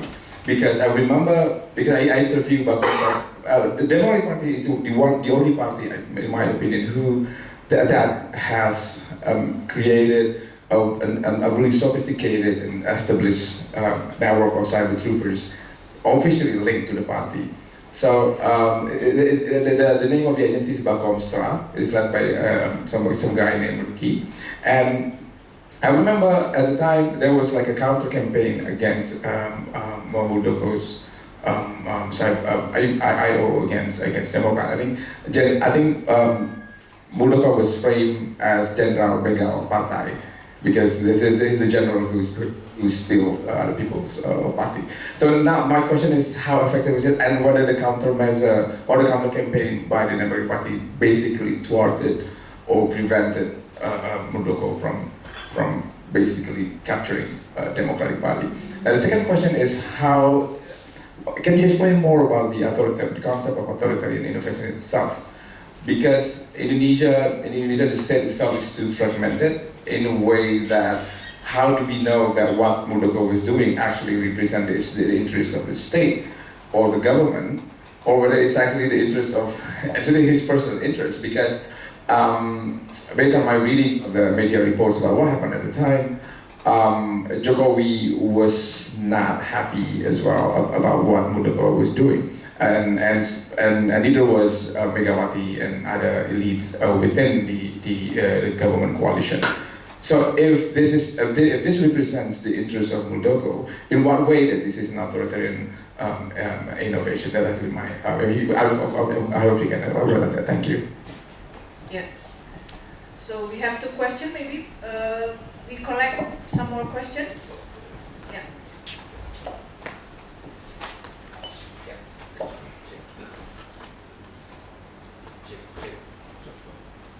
Okay.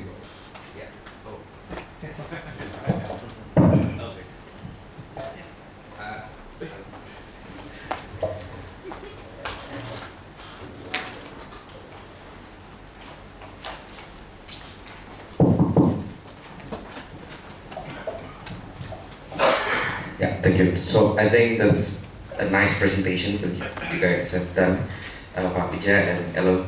I have 2 questions, brief questions. So first of all, what do you mean by algorithmic governance by visibility, and how you navigate that concept to your analysis? Can you more clarify a bit how you elaborate with the situations of algorithmic governance in these cases, which the result that you give before? And second one, I'm curious about I'm also curious about authoritarian innovations. Is there any possible relations that with the counter narrative from the opponents like Muldoko sides, as Mas Hari said before, and is it also navigates this how you say the authoritarian innovations, and what do you mean by authoritarian innovations, and how you say that it depicts or it shows the cases that it shows before? Yeah, I think that's my questions.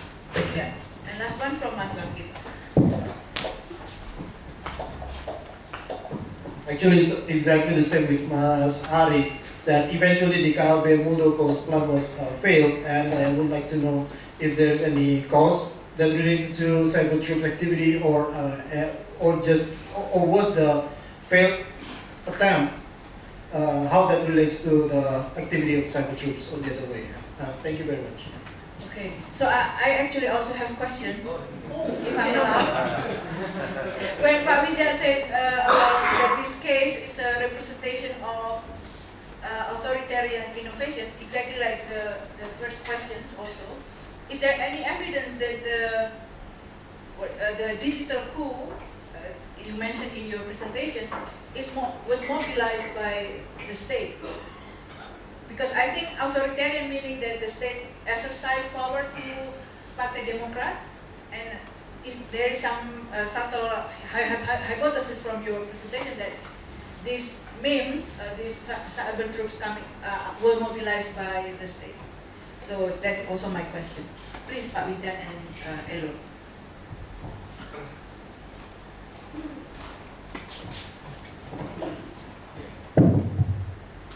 I will answer the easy question, and I will leave the difficult ones to Elo.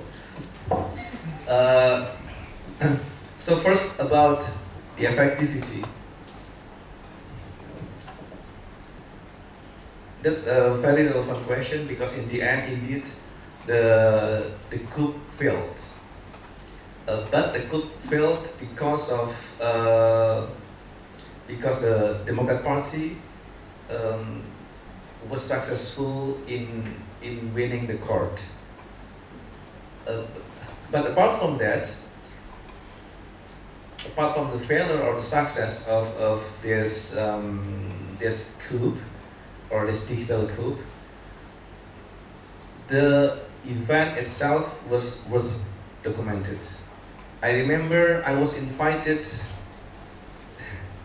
interestingly, by Democrat Party. They have like monthly discussion, and the other speaker was, if I remember correctly, Marcus Mitzner, maybe, someone from Australia, and he also pointed out that the attempt itself was documenting and was studying because despite the failure, it was an attempt of weakening opposition in which the influence operation and social media propaganda using cyber troop were conducted.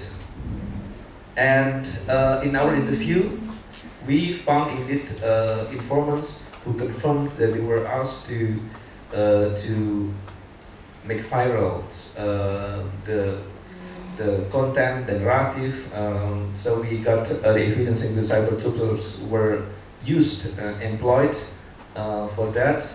And some of the informants, interestingly, admitted that they were asked by people that they believe close to PDIP. And it will relate to the second question, whether or not it can be said as authoritarian innovation when Jokowi himself and maybe PDIP, Megawati, you heard, was not happy with it. I guess that's the funny thing about politics in Indonesia. People, we never know actually what Jokowi said or Megawati said because this is Japanese culture, they don't say it explicitly, right? And we can interpret that if I'm the president and Muldoko was the chairperson of KSP, in Indonesian culture, we can interpret that if Jokowi didn't explicitly say no or publicly say no to Muldoko, the silence itself can be interpreted as giving permission. I believe if the coup was successful and Muldoko took over and then supporting Jokowi, he will be happy as well eventually. So, but the fact that Jokowi did not explicitly stop Muldoko for doing so, for me it can be interpreted as, because he's formally still the official chairperson of Kantor Staf Presiden, KSP, Presidential Office Staff, in which it was under the presidency of Jokowi. That's formally. And the last one, is there a counter narrative from Partai Demokrat, we actually had a presenter who unfortunately don't come today. He was the chairperson of research division of Partai Demokrat, so he's one of the elites of Partai Demokrat. He wrote an abstract entitled "The Transformation, Evolution, and Evolution of Cyber Group inside Partai Demokrat." He believed that because of the attack, then Partai Demokrat tried to do the counter attack. The structure of the I have to mention here that he actually refused that it should be called a cyber troop. But you know, the counter narrative was conducted using the party line from the central in Jakarta, in province, the Gen Z, and to the field, and they got like prize or gifts for those who promote the campaign and counter narrative to the campaign by Muldoko. So that's what I can say. Yes, indeed, after that campaign, they claimed they didn't have the cyber troops before, but after that they learned that they must have it as a political party, because in any time they would get the same attack, which is actually dangerous, because if every political party then decided to formally have this kind of cyber troops to manipulate public opinion or influence the discourse publicly, then we could imagine that our public sphere will be full with disinformation and propaganda. I hope it also answers the question from Hannah about the involvement of the state, and also from Bangkit, and about Chris about the algorithm innovation, and about algorithmic feasibility. I will give to Elo. Okay, try to answer about the authoritarian innovation. Actually, it's not a new technology. If you think actually it's more regarding to how a model regime or how the regime works. What you have a kind of country like Indonesia that have what the paradigm of democratic country. So you have all, but at the same time you have also an authoritarian term, but in a democratic country. So you have election, constitution, opposition, some part. You have also some kind of media freedom from other parts. So you are not authoritarian, but you have some kind of spectrum in authoritarian. So this is innovation, but you have the empathy in some aspect regarding to the all the aspect of democratic, but you're going to go empty all the aspect, for example, to this kind of cyber tools to some aspect. So what we try to do is to use this kind of technology that was not yet used in terms of cyber troops, or in terms of regime in digital context, that use in that aspect. And we saw that the Congress of the Democratic Party was fit, so we try to use that term in that kind of context.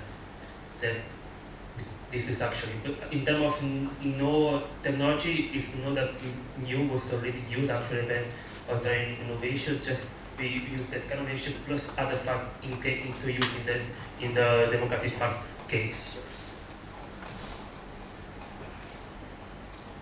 What about the visibility that he asked a question about? What do you mean by algorithmic visibility?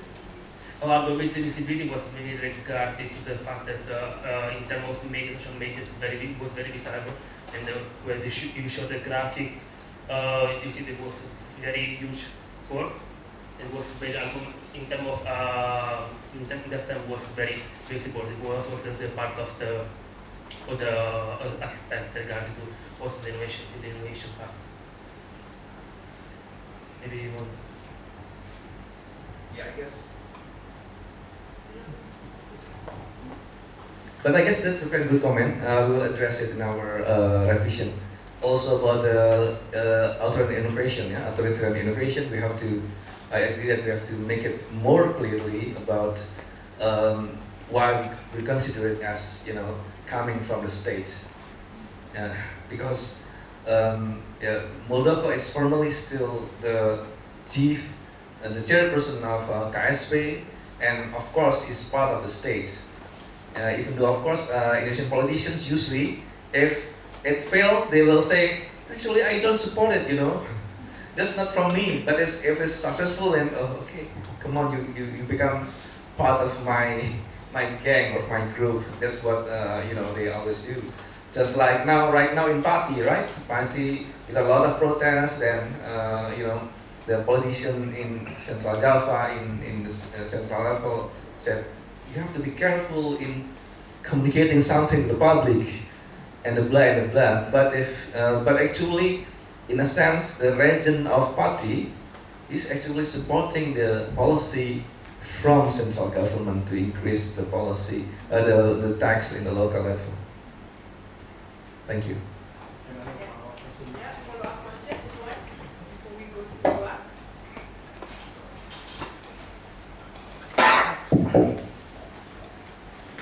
Yeah, my fault. If let's say that Jokowi condones what Muldoko was doing, so why did the court basically rule in favor of the Democrats? I think the problem is that Jokowi has always been able to influence the court.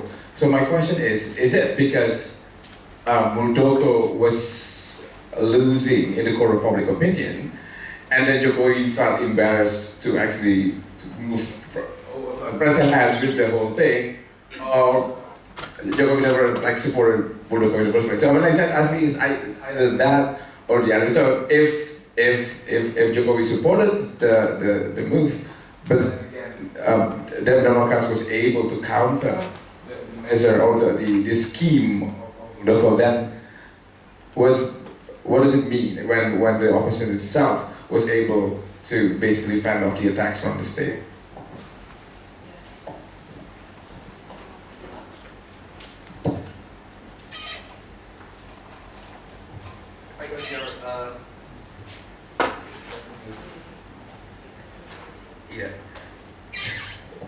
Are you asking that if what does that mean, the Jokowi position, right? Yeah, it's more about did Muldoko lose in the court of public opinion when it comes to now to warfare between Muldoko and the Democrats, and that's why Jokowi basically decided to move back to distance himself from Muldoko. That's right. I could imagine if Muldoko won the public opinion, Jokowi position will be different, because as we know, Jokowi is someone who is very much following the what is viral, what is trending topic. Even in the Independence Day, he invited, the kid who sing Wong Kong ini Kodi Bandi Bandi, Farel, right. So that's it. Yes, that's a very good point. I agree with you. Yeah, so basically that's related to the justification of why you call it as authoritarian innovation. Yeah. Okay, so I think presentation from Pak Wijayanto and Elo has concluded, and we now move to the... Thank you, everyone. Now we move to the discussion of the share patterns from these two days workshops, and I would like to invite Professor Ward Berensport and maybe other member of the research project, or what? Let us start. Okay, let's start the conversation first. Okay, a round of applause for Professor Ward Berensport. Is this on? Yeah, that works. No. Actually, not just hopefully discussion with me or team of the research, the small research project, but this is an invitation to everybody. My job here behind this microphone is just that I want to kick off a discussion about what have we heard here in these last 2 days. What are emerging lessons that come from all the papers that you guys have presented, lessons in terms of how is our field of study developing, how do we approach it in terms of concepts and methods, and also what are new research projects or questions that present itself after we've been thinking about our research. So I have some preliminary thoughts that I'll share with you, but I hope you guys will just pitch in and disagree with me, or that we have debate. And then as the final part of this closing session, I want to have a short conversation about feelings about a special issue, how people think about that. That will be the final part. Okay, so to kick off that discussion with some final comments. First of all, yeah, thank you all for this super rich 2 days and these very rich and interesting presentations. One of the things that I really liked about it, first of all, that we were a relatively small, close-knit conference and we could meet in lunches and breakfast and dinner, and I got to know all of you. But also because we felt like we had a pretty cohesive seminar here, that sometimes you can be in a meeting and there's one paper going there and another paper going there, and then you have a few people where you feel like they're actually doing the same thing. But here I felt everybody was more or less doing the same thing, while we did have quite a lot of different angles. While we had really methodological questions, quantitative oriented, to more qualitative exploration of the phenomenon, more policy oriented ones, case studies, general overview. So I thought that was really nice, and we also had different countries, which was very enriching. And so this convinced me that we are an emerging academic community, can I call it like that? Emerging in the sense that most of us we're meeting for the first time, but also emerging in the sense that we're jointly identifying a phenomena that is growing very big and that is very impactful on public debate and democracy, and in that sense deserves the attention that we're giving it. I feel all the research work that we are doing is amply justified, despite Benjamin saying, my God, my field is getting boring. I think actually that's the kind of boring we would like to achieve in other countries as well. Like it's not becoming less powerful in Malaysia. But so this shared field, if I try to define it, is these influence operations, meaning the use of social media through coordinated campaigns to manipulate and influence public sentiment and opinions. Note that I added sentiment. And within that, actually most of the papers even zoomed in a little bit more, in the sense that a lot of papers were about the sub-phenomena of cyber troops. That is the use of secretly paid coordinated campaigns, and then paid by economic elites, and some of them even mapped by Ali earlier on, but that there is increasing proof, and you guys all brought that together, of elite groups of a very kind spending money to have a wide range of individuals coming together and using TikTok and other social media to influence people to their benefit. Influence operations are broader, so we had nicely two challenges there. We had the Greenpeace paper in the session before last, which was, I think, arguably not paid, but an influence operation nonetheless. So that was interesting. And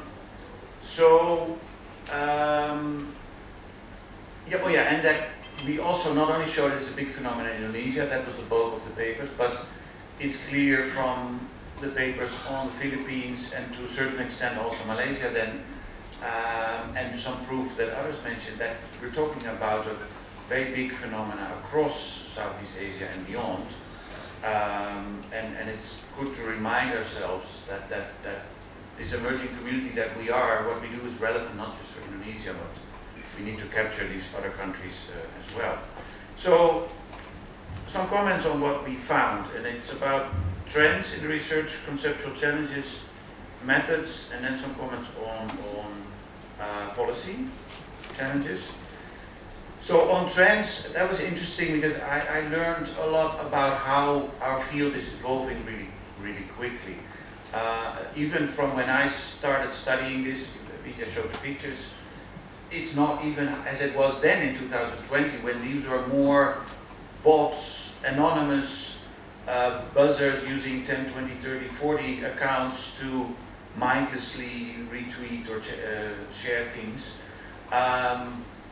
We are seeing now, I think, not just that these accounts, these buzzers become more sophisticated, sometimes still anonymous, but not just many accounts, there's more attention into their accounts. We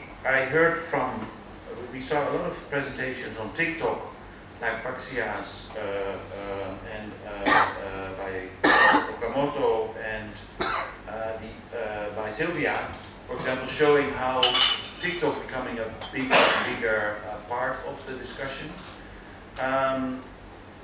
And that showed, I think, also another trend that's important for us also conceptually, that the influence operations are not just about changing public opinions about certain things, but as Yatun brought out, and actually was in Marlena Lynch's keynote, it's about changing broader sentiments and attitudes that people have towards people, towards politicians or even regimes, that's beyond argumentative persuasion. Actually, I like that in Moses' presentation also, that sometimes it's just more like conveying a sentiment or even a shared opinion that people feel they should conform to, rather than giving people arguments why they should be agreeing with a certain policy or supporting a politician. So I was looking up the definition that Chris and Vijay and I put in our Cybertruth paper, where influence operation was still defined in terms of influencing public opinion. The conference here convinced me that actually we need to broaden that definition in terms of influencing public opinion and sentiment.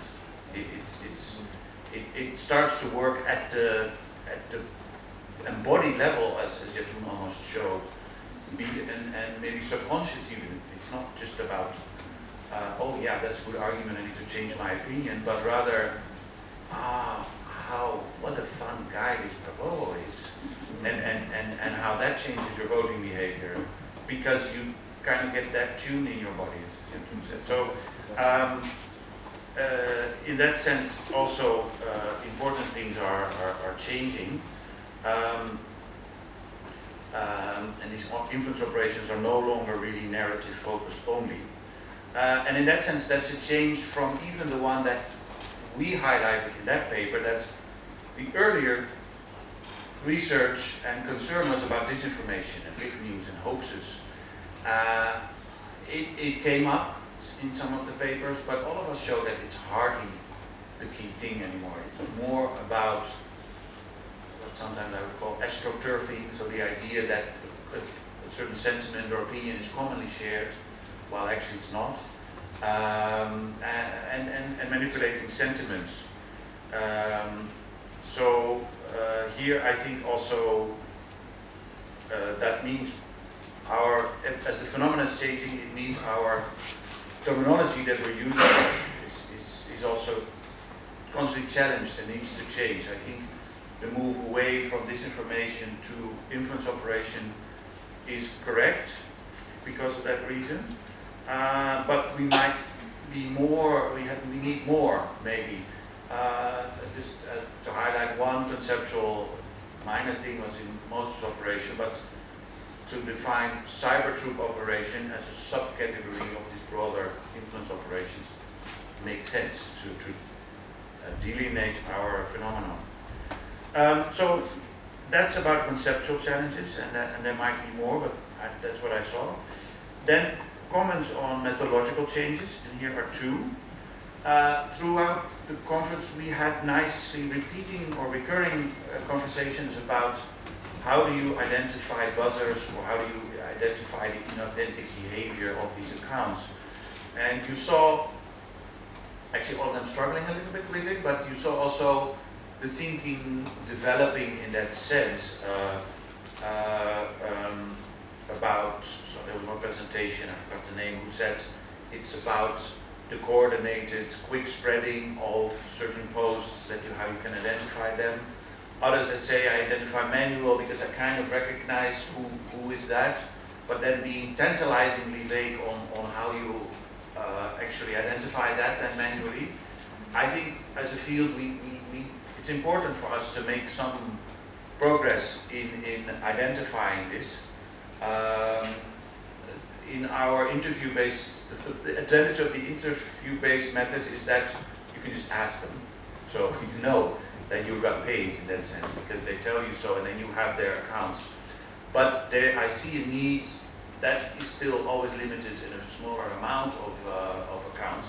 So I think we do still have a need to also be able to look at only at online behavior and then identify buzzers, but we need to be methodologically more explicit about how that is done, I think, and there are some progress is possible.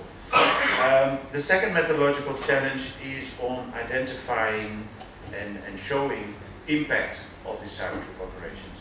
We are all motivated to do this research because we are worried and concerned and convinced that it's having an impact on democracy and on the quality of public debate and on political inequality, in the sense that, as Ali showed, it helps established rich elites to maintain their power. But if we want to do something about it and either make the general public more worried about it or get policymakers or platforms to implement measures, we also need to think about showing that this impact is big and it's worrisome. Either in terms of showing the size of the phenomenon. There was one lecture, I think it was the other Chris, who mentioned that when he asked this in class to his students, how many of you worked as a cyber trooper, half of the students raised their hand, which was to me still shocking that so many students would be getting money to do certain stuff online. So that's one way to show how big this phenomena is, how many people still work in it. But also the other way is to really develop research methods to show shifting how opinions or views or attitudes are shifting. And appreciated Moses' effort, which was the only paper on this. And I don't think, it was nice that Benjamin brought this up, challenged this, but yeah, would you be helping these cyber troops or the companies to get more clients because you prove the impact? I'm not too worried about that because I have a feeling, given how big this field is, they have no problem convincing their clients, that they have a lot of clients. But our side needs strengthening, that we can take research to the platform and say, look, this is how big these opinion shifts are, or how certain groups can get certain policy passed that shouldn't have been passed otherwise, or to undermine the credibility of the leadership of a political party, say. So I think more could be done in that, and that's a challenge that we still face. And I think Bankit's research here deserves to be mentioned too, about showing how many NGOs get targeted and that it influences their working. How many people get silenced? How many voices get silenced in this way is also important to highlight and to capture. Which brings me to the policy part. So we were nicely challenged by Ross on basically saying, yeah, how much policy effort how much has been successful anyway, and how likely is it that these platforms and policymakers will actually listen to them. So I'll end by mildly disagreeing with him. I think his point about that it was not effective and that people will not listen was based on the efforts to address disinformation and fake news, which was, there were efforts, maybe not successful, but largely they were also undermined because of the character of that concern, which was which could be countered by saying, oh, if you want to tag it by saying it's fake news or prohibit it, you're undermining free speech. This became a right-wing attack on those efforts, and the reason why, say, Facebook stopped, that they would be seen as enemies of free speech. Our concern that we've now been discussing in this conference is very different. The fact that people are paid to spread opinions, and then you want to stop that, does not have anything to do with, it would not be curtailing free speech, because it is not free speech from the beginning. It is paid speech, and it's speech at the service of economic interests.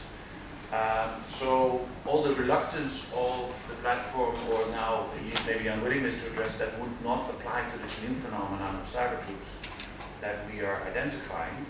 But so that's one reason why I'm a little bit optimism.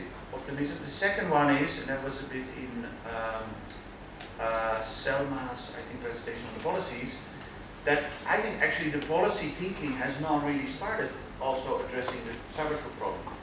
Largely it's still about this disinformation problem, and not so much on thinking about how to deal with the cyber troop problem. And I think there is a job for us here to highlight this more, and to highlight also that I think there are things that could be done and measures that could be implemented, starting from, for example, asking platforms to give accounts the option to say, I was paid to post this content. And now, even if you want to disclose it, you have to really close the type, but it could be tagged in that sense in the message, if the platform would allow it, and if governments would demand it. So I think there's a lot to be done for us, both in exposing how it works, some progress we have been discussing, the impact that it has been having, but also what can be done about it. So in that sense, I hope this is more the beginning of meetings, and that we'll continue meeting in, say, 1 year or 2 years, and see where we're at then. So that's it from me, as a bit longer than expected conversation start. Maybe I'll just sit down and hopefully open the conversation to everybody. Yeah, we have until 5 p.m., so we have plenty of time. First one to comment is Pak Wija, and the second one is Moses, and then Benjamin, if I'm not mistaken. I was just guessing of names. Yeah, thank you much for kicking the ball, for the kickoff. I just want to add that we have also discussed, as Ben asked about ethic when we did the research. I guess that's also worth for reflection. And also about policy part. So policy part is, the main goal is actually to counter the cyber troopers, right? We hope the policy or the law can somehow curtail them. But there is also expectation that I believe that one of the medicine, quote unquote, for disinformation or propaganda as well is good journalism. However, this is the problem, because in our paper about KPK revision, for instance, the revision of the law on Indonesian anti-corruption body, the mainstream media amplified the agenda of the cyber troopers. So how could we expect the journalism to be the bookwork of the public sphere if they themselves were amplifying the agenda of the cyber trooper? And also, I was thinking about the other way to counter them. Right now, Undip LP3S together with SafeNet and also YLBHI, we try to make a movement to counter cyber troopers and also influence operation. YLBHI came with the idea they want to make cyber troops but for law advocacy. Actually, of course I disagree, but the thing is I don't have another idea to suggest them. So, It's like para digital, or like like a lawyer but without certificate. But we advocate the people because the people, the poor, they cannot afford to pay. Now we want to have the same thing, Mas Ija. That's what my friend Mas Isnur said to me. I cannot say no to him because please don't use cyber troops, but this is the same thing that the Partai Demokrat did. They created a kind of cyber troop themselves. Even our colleague Ismail Fahmi, when he talked about Muhammadiyah, we have to have something like that, But I don't know what exactly the word that used by Mas Ismail Fahmi, but the media wrote it as Muhammadiyah will have like cyber troop, pasukan dakwah, digital, something like that, So if we don't do something substantial in terms of curtailing the cyber troopers, then people will have their own initiative to curtail them, and maybe they will create cyber troops, even though they say that this is cyber troops for positive purpose, for good cause, That will be my other notes, and I think I will stop there. Thank you. Next one is Moses. Then.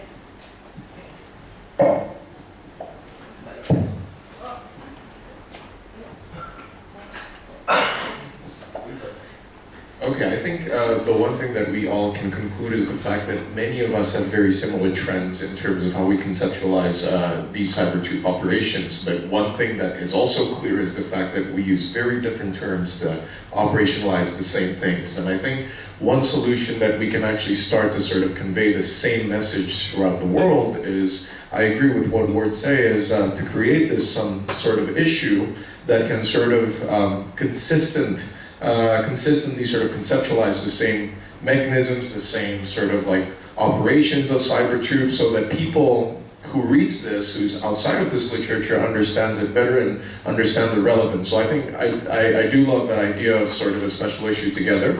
A second thing is, I guess, a more practical thing. We did discuss about this word, is the fact that we have so many methodological there's a methodological richness in this group of people that we can actually merge for future research. One of the things that I was thinking about, what Merlina said and what many others said, is perhaps, for me, experiment on political labeling, right? Whether political labeling works in social media. And I think I was already thinking about ways in which we can incorporate some ethnographic works within an experiment so that people can perhaps read the comments and analyze these comments, or not even just comments, but posts. I think that's something that I'm open to sort of collaboration as well as a discussion with.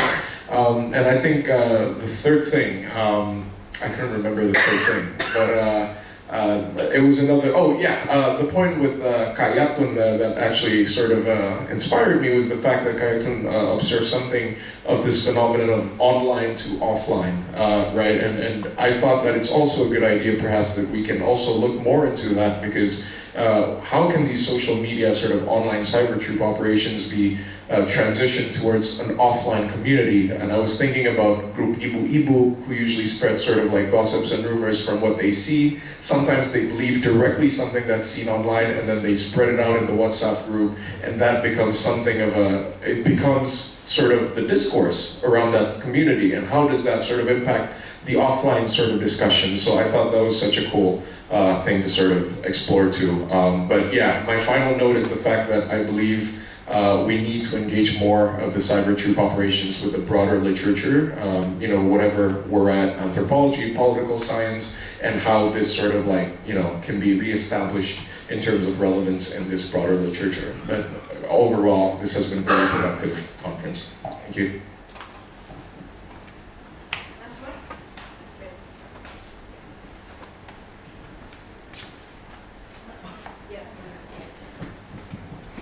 All right, thank you. Hello? Okay. Yes, this has been a really wonderful conference. I presented my work at various different kinds of conferences before, even in political communication, political science places, and the amount of blank stares that I get when I engage in my topic is usually quite obvious for the most part because it's such a niche topic, but not really a niche topic, but you know, for everybody else in the real world, it looks as though this is something that it's not real to them essentially, so they don't really want to engage with it or they don't see the importance of it for the most part. So I'm really, this was a really very useful, very beneficial venue to really sort of share these ideas and to really hear from peers about all these. So I think, if I haven't said this enough, I think thank you for the research team to really setting this up because I think this was a very invaluable experience. I wanted to make a comment about AI a little bit, but before that I want to go to two comments that Rianto said just now in his session before, and also Greg just now, which is this idea that what would happen if every party has a cyber trooper, Malaysia has that, and what would happen, and what was the last comment that you made? What if people start to take matters into their own hands? Malaysia has also done that as well. So the idea, I'm not trying to like gloat, right? And if anything, it's not a point worth gloating on, but Malaysia really is sort of like, we're in the information operation endgame essentially, and it is not a good sight. I think I mentioned that it's becoming boring because it's become so fragmented that there's nothing worth looking at and all of the efforts are quite weak. But it also means that the impact on the public has become so massive that it's poisoned the entire political discourse. And I think that is I think if you want to talk about impact, a lot of the research that we looked at today that is being presented, that's the part that I think we need to emphasize more. The sort of like to see how your society is evolving and shaping in different ways because of the prolonged presence of these sort of like these inauthentic political actors essentially. That's something that I think each and every one of us should try to incorporate into our papers and our work because it's something that we often take for granted. Which is what most political scientists do. You know, you just look at the mechanism, you don't look at the effects on the people as well. Now back to the point that I wanted to highlight here, and this is something that I noticed from a lot of the presentations today, and I honestly am opening the question to everyone because I obviously don't have an answer, but I'm curious to know how the rest of you also look at it. I'm noticing that for a lot of the discourse around buzzers, that there is a heavy use of Gen AI materials, you know, images and whatnot. And I found it really myopic that Greenpeace was using an AI-based video, like Greenpeace of all organizations. So, but that's aside. But the idea here is that AI acceptance from the public seems to be really, really very high. Whereas in Malaysia, it has, luckily enough, our Twitter space has sort of like wholeheartedly rejected and they've turned AI into a very cringe kind of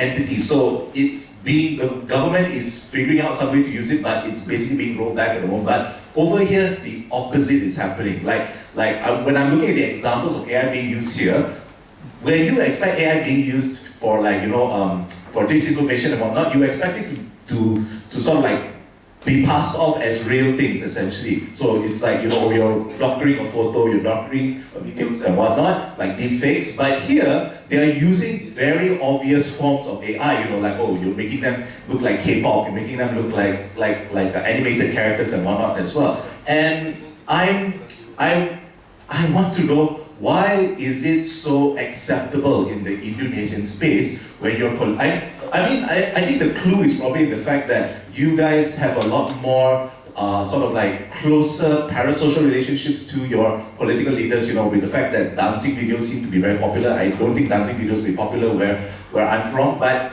I think this is something that needs to be talked about. I talked about in the previous the 2 sessions ago about it looks as though Instagram has relatively low media literacy because the presence of obviously fake buzzer accounts somehow doesn't deter people from disengaging. So in that sense, is that something that is the general literacy of the Indonesian public, something that needs to be talked about and something that needs to be addressed? So I think that, and maybe what are the potential markers and the reasons why it's actually going in this particular direction needs to be looked at. So I think that's something that I'm putting out there, and hopefully the rest of you guys can answer. So thank you very much.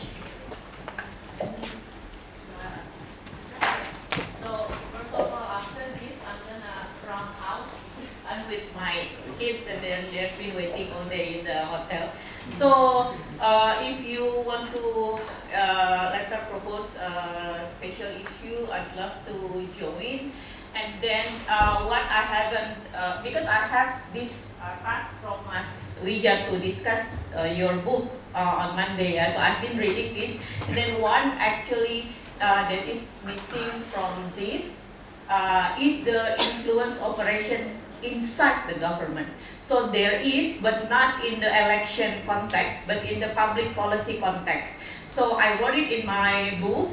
It's called, the buzzer called THP, Tenaga Humas Pemerintah. It was established during Rudiantara era, and then one of the event when we can see their operation is during the dismiss of Hizbut Tahrir Indonesia and other radical group. That time the THP make a viral conversation with the hashtag Kids Zaman Now, or like anak zaman sekarang. So that time it was like the early participatory propaganda that I observed, because that conversation made people send memes and everything, and then suppress the viral conversation related to Hizbut Tahrir, and they are inside the government, managed by the Kemenko Polhukam and Ministry of Communication and Information.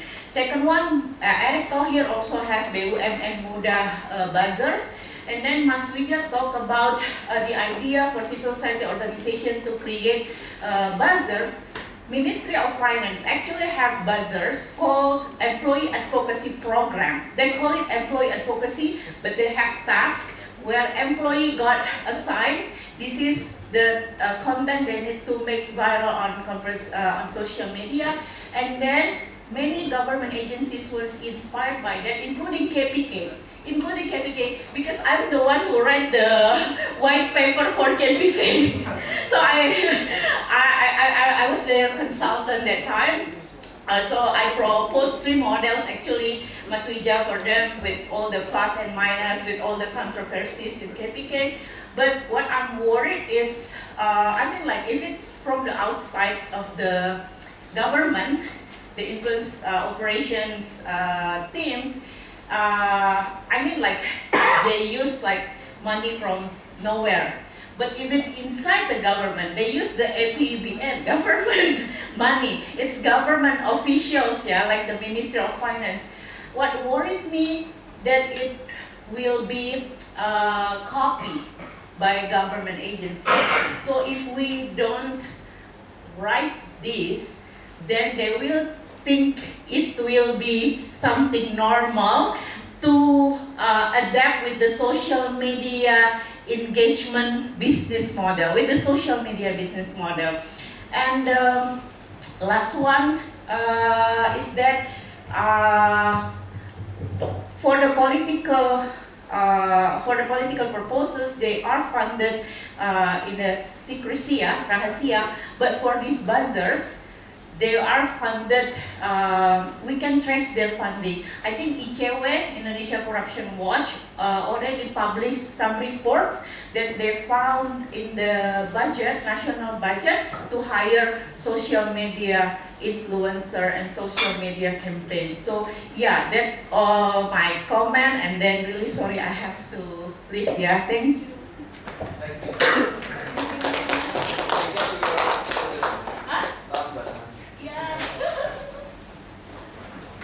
Okay, so what would you like to conclude remarks, comment to everyone's comment?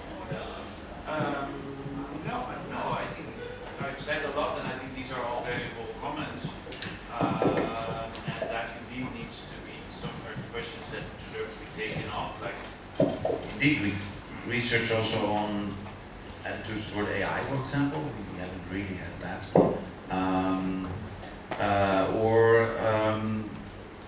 Other points raised. I think the ethics of it is important.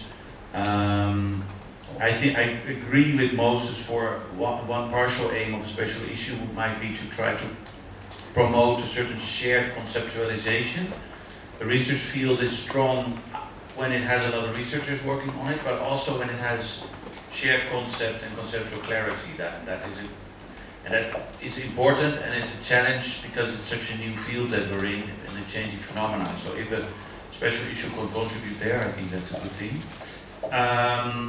And it should contribute in relation to Ika's point that to denormalize the use of cyber troops. And here I find the distinction between paid and non-paid very important. If, in Vija's example, YLBHI would recruit a lot of volunteers who would spend an hour a day pushing out tweets or TikTok videos about certain things that they have a certain opinion, I have no problem. I think that's great.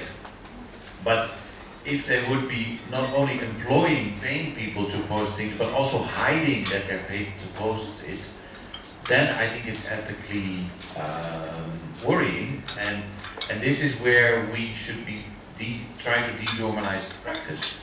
That the fact that you pay somebody to post an opinion but hide that you're posting, that's a form of lying and misinformation that I think we should contribute to stopping, and including telling the government that it should not be doing this, which is doing a large scale in Indonesia.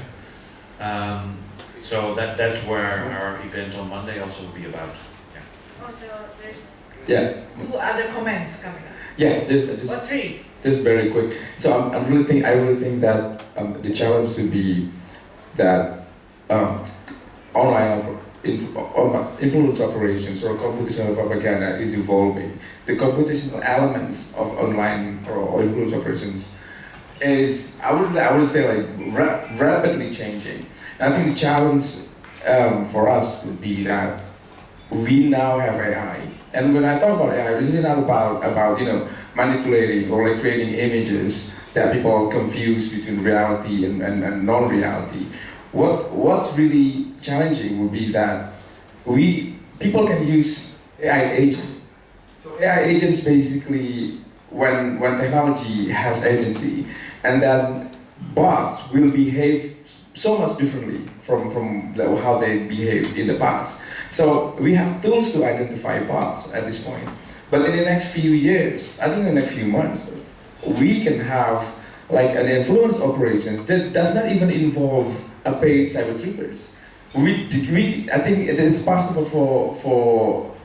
for anyone who has the capacity to create like hundreds of AI agents that will basically manage social media accounts as if they're actually real people. And that's when we don't have the capacity or the capability of identifying bots, then we are obviously in trouble, because that will be an uncharted territory.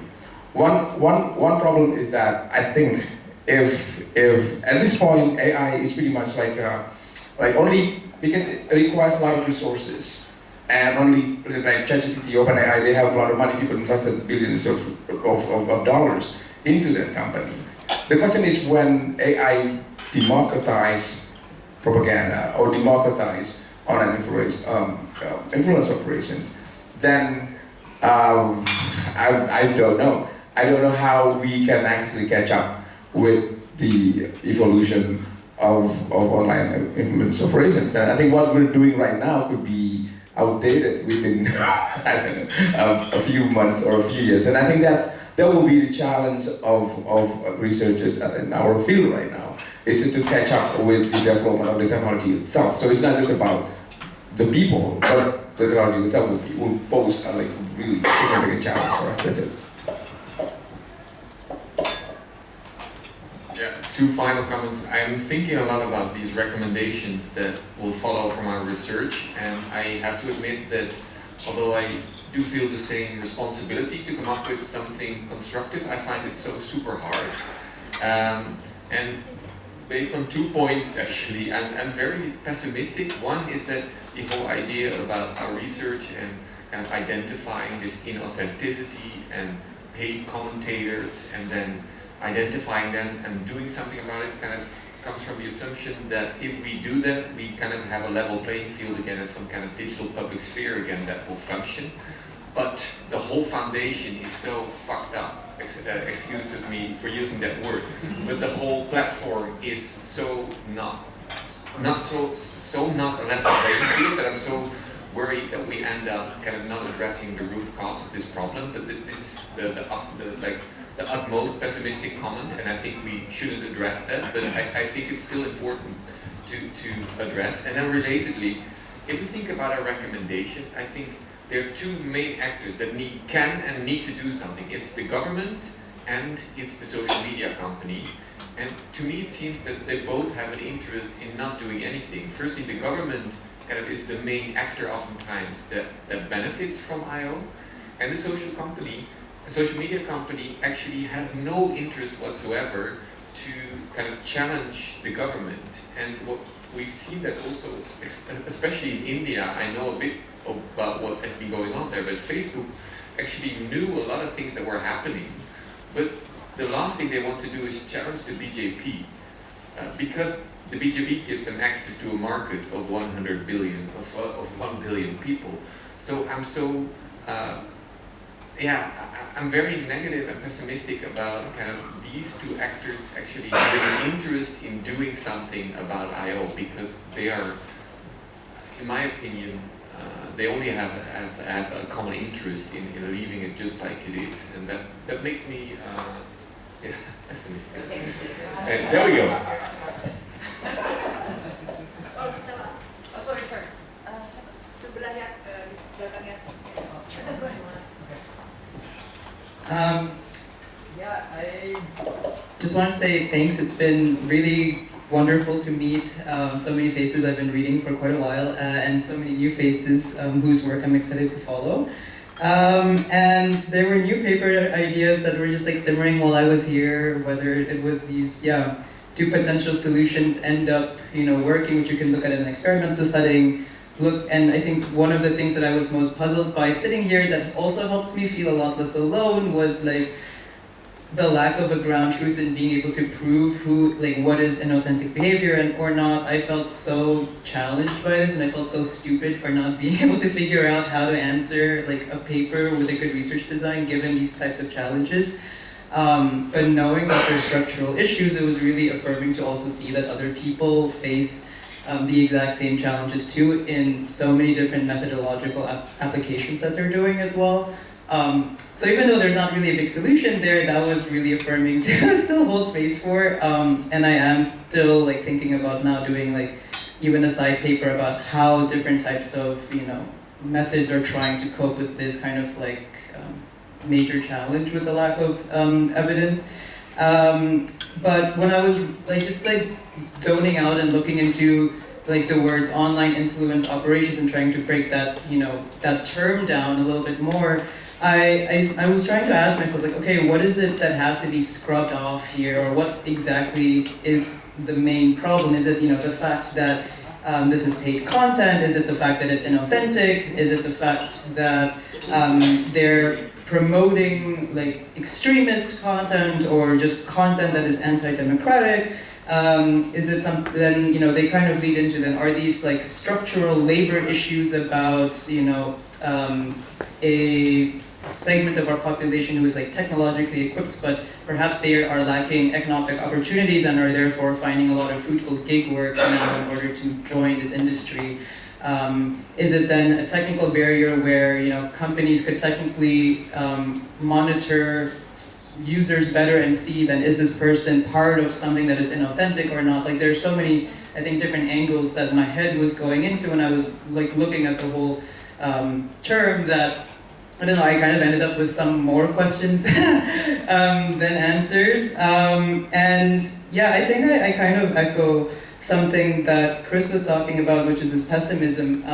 Because when I look towards other places, like, I don't know, closed autocracies where they've already been having to coexist with these types of actors, I ask myself, like, are we expecting to put a stop to, or like we very broadly, like some amount of willing people, are we expecting to put a stop to this entire operation, like ecosystem, or is it about arming people to be literate and equipped to coexist with this presence? Like, what is it exactly? Is like a feasible outlook about how to move forward in an information environment that is increasingly polluted anyways? And I think that's just something I'm wondering as well. Now, Australia. Thank you all so much. You were such a fantastic group, actually, and I feel that we have a group over the past few days, and I really hope that we can stick together as a group and expound, etc. Now, it's not too late. Let's put it this way, because I know that I follow a lot of, when Greenpeace uses AI, on their posts, when student activists use AI in their One Piece going viral posts, they get a backlash in the comments section, like, "Well, kenapa pakai AI? Don't do that. This is not what we do. It's what the regime does and what the opponent does." So there is still a basic understanding of the value of truth and genuinity and authenticity, etc. And we need to tap into that. And this is why I think this kind of research not only needs to be consolidated, and also needs to be turned into policy briefs and recommendations, etc. That should be talked about and brought back to the public. And I would start, with our classrooms. Because if we have found, and this is what we found, it's especially students who enter these industries because they face a fucked up labor market, basically, then we need to enter into conversations with them, and also because they are the first generation that are going to, the first generation that are going to need to grapple with the challenges of AI, and also for AI, I share your fears in a sense, but in the end it's also a tool. Like TikTok is also just a tool, It's really about the underlying structures and the people, your whole thesis says so. It's about political economic interest. So we need to always address that as well in our publications, that this is what the real problem is. Even though we ask social media platforms, can you please do that for us? We still need to have, oh, by the way, it's not just the platforms, right? It's the whole political economic system that facilitates it, that asks for it, etc. And have these conversations about also the basic ground structures and the systemic kind of underlying injustices also with our students, so that they can make the connection and bring it forward from there. And I see it happen, when students start, when they start to understand, it's really nice. Absolutely. So there were actually conversations about, I'm also involved in this is what I did last week. We have a bunch of youth fellows working for, which we selected for a youth fellowship with Engaged Media. And they have designed projects that, that really emphasize bottom-up rethinking of AI. Bottom-up rethinking of, how to fight disinformation, and how to do that not just online, but offline, but going out there into the streets, meeting people, by discussing with student collectives, do a campus tour, what is AI to you? What are they come up with these ideas themselves, so obviously I'm also pessimistic and fearful, especially, very fearful, but there's hope. Can I end it with that? So then we can move on, I think, to our final agenda point, like what are we going to do next? Yeah. What is your final agenda point? That's indeed next steps, which the main one being special issue. So as we said, or as Jatun said in the beginning, we left it a bit optional or open whether we want to pursue a special issue, because we depended a bit on the papers we have, but also if we have papers that people would like to submit for the special issue. Some of the papers presented here were already going to be published or submitted somewhere or intended somewhere, or that people just like another venue. So I wanted to ask it, in the light of so we will be, if we would submit a proposal to say an area studies journal, and that's what I'm thinking now, it hasn't been discussed, Southeast Asia studies,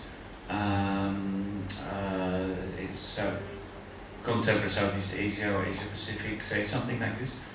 I'm just going to ask it out loud. Who would be considering, this is not like a promise, who would be considering submitting your paper to such a special issue? I'm going to count hands. I think Ika already. Ika is also to be added, yeah. Yes. 1, 2, 3, 4, 5, 6, 7, 8, 9, 10, 11, 12. Okay, that's the quorum, so to say. That's a good amount. Assuming with special issues, usually you lose 3 or 4 either it's not submitted or not making it to the review. But then we say if we keep 8, we would make it. So that's good for us to know. I guess what we as organizers need to do is sit down with the papers, think which ones would fit, which ones would not. I can imagine some we would write back to you and say it might fit but needs a little bit this focus or that focus, or we find it difficult to fit because of this reason, that might happen. But I do think we have a potential special issue here, and as we discussed just now, the reasons also to publish it.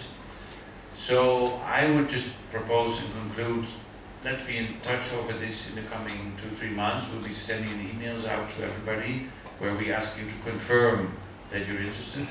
And then about what the exact topic will be, we will be needing an abstract and title that we could then submit to a journal as part of the proposal to them. Yeah, just about the journal, because the methodological challenge will also be reflected in, the acceptance by the journal. So if you have any ideas on what would be a good venue for a special issue like this that has both quantitative and qualitative, and very welcome to send us that.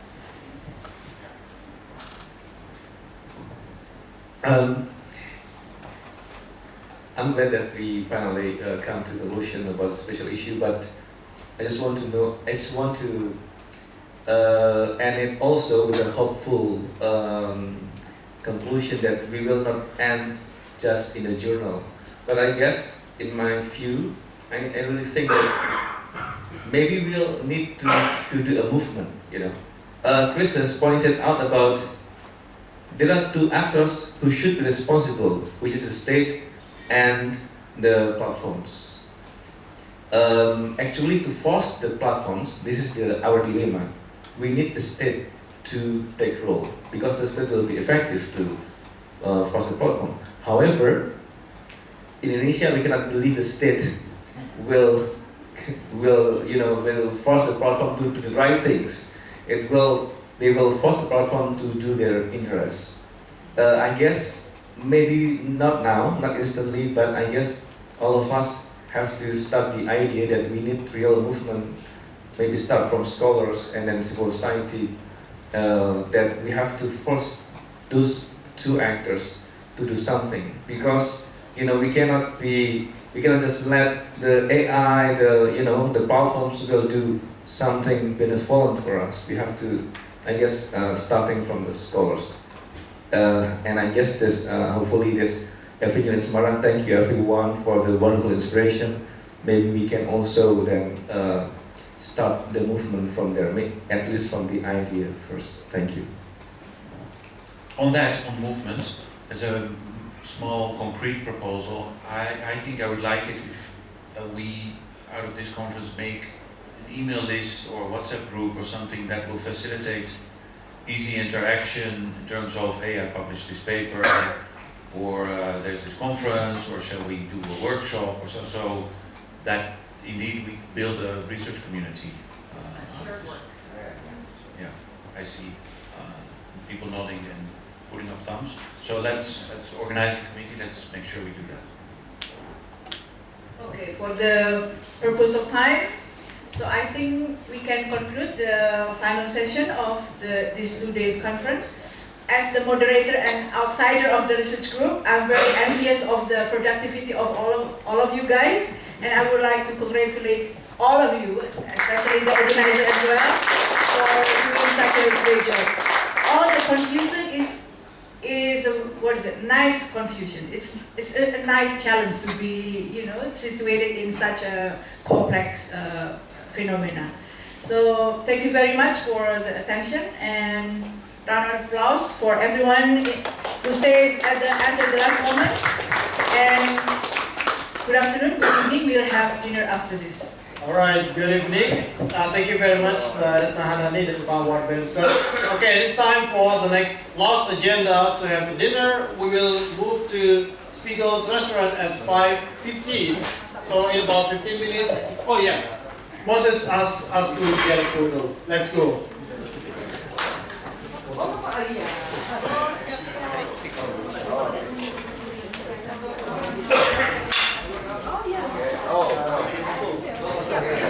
Kamu jam berapa? Satu jam dulu. Bener.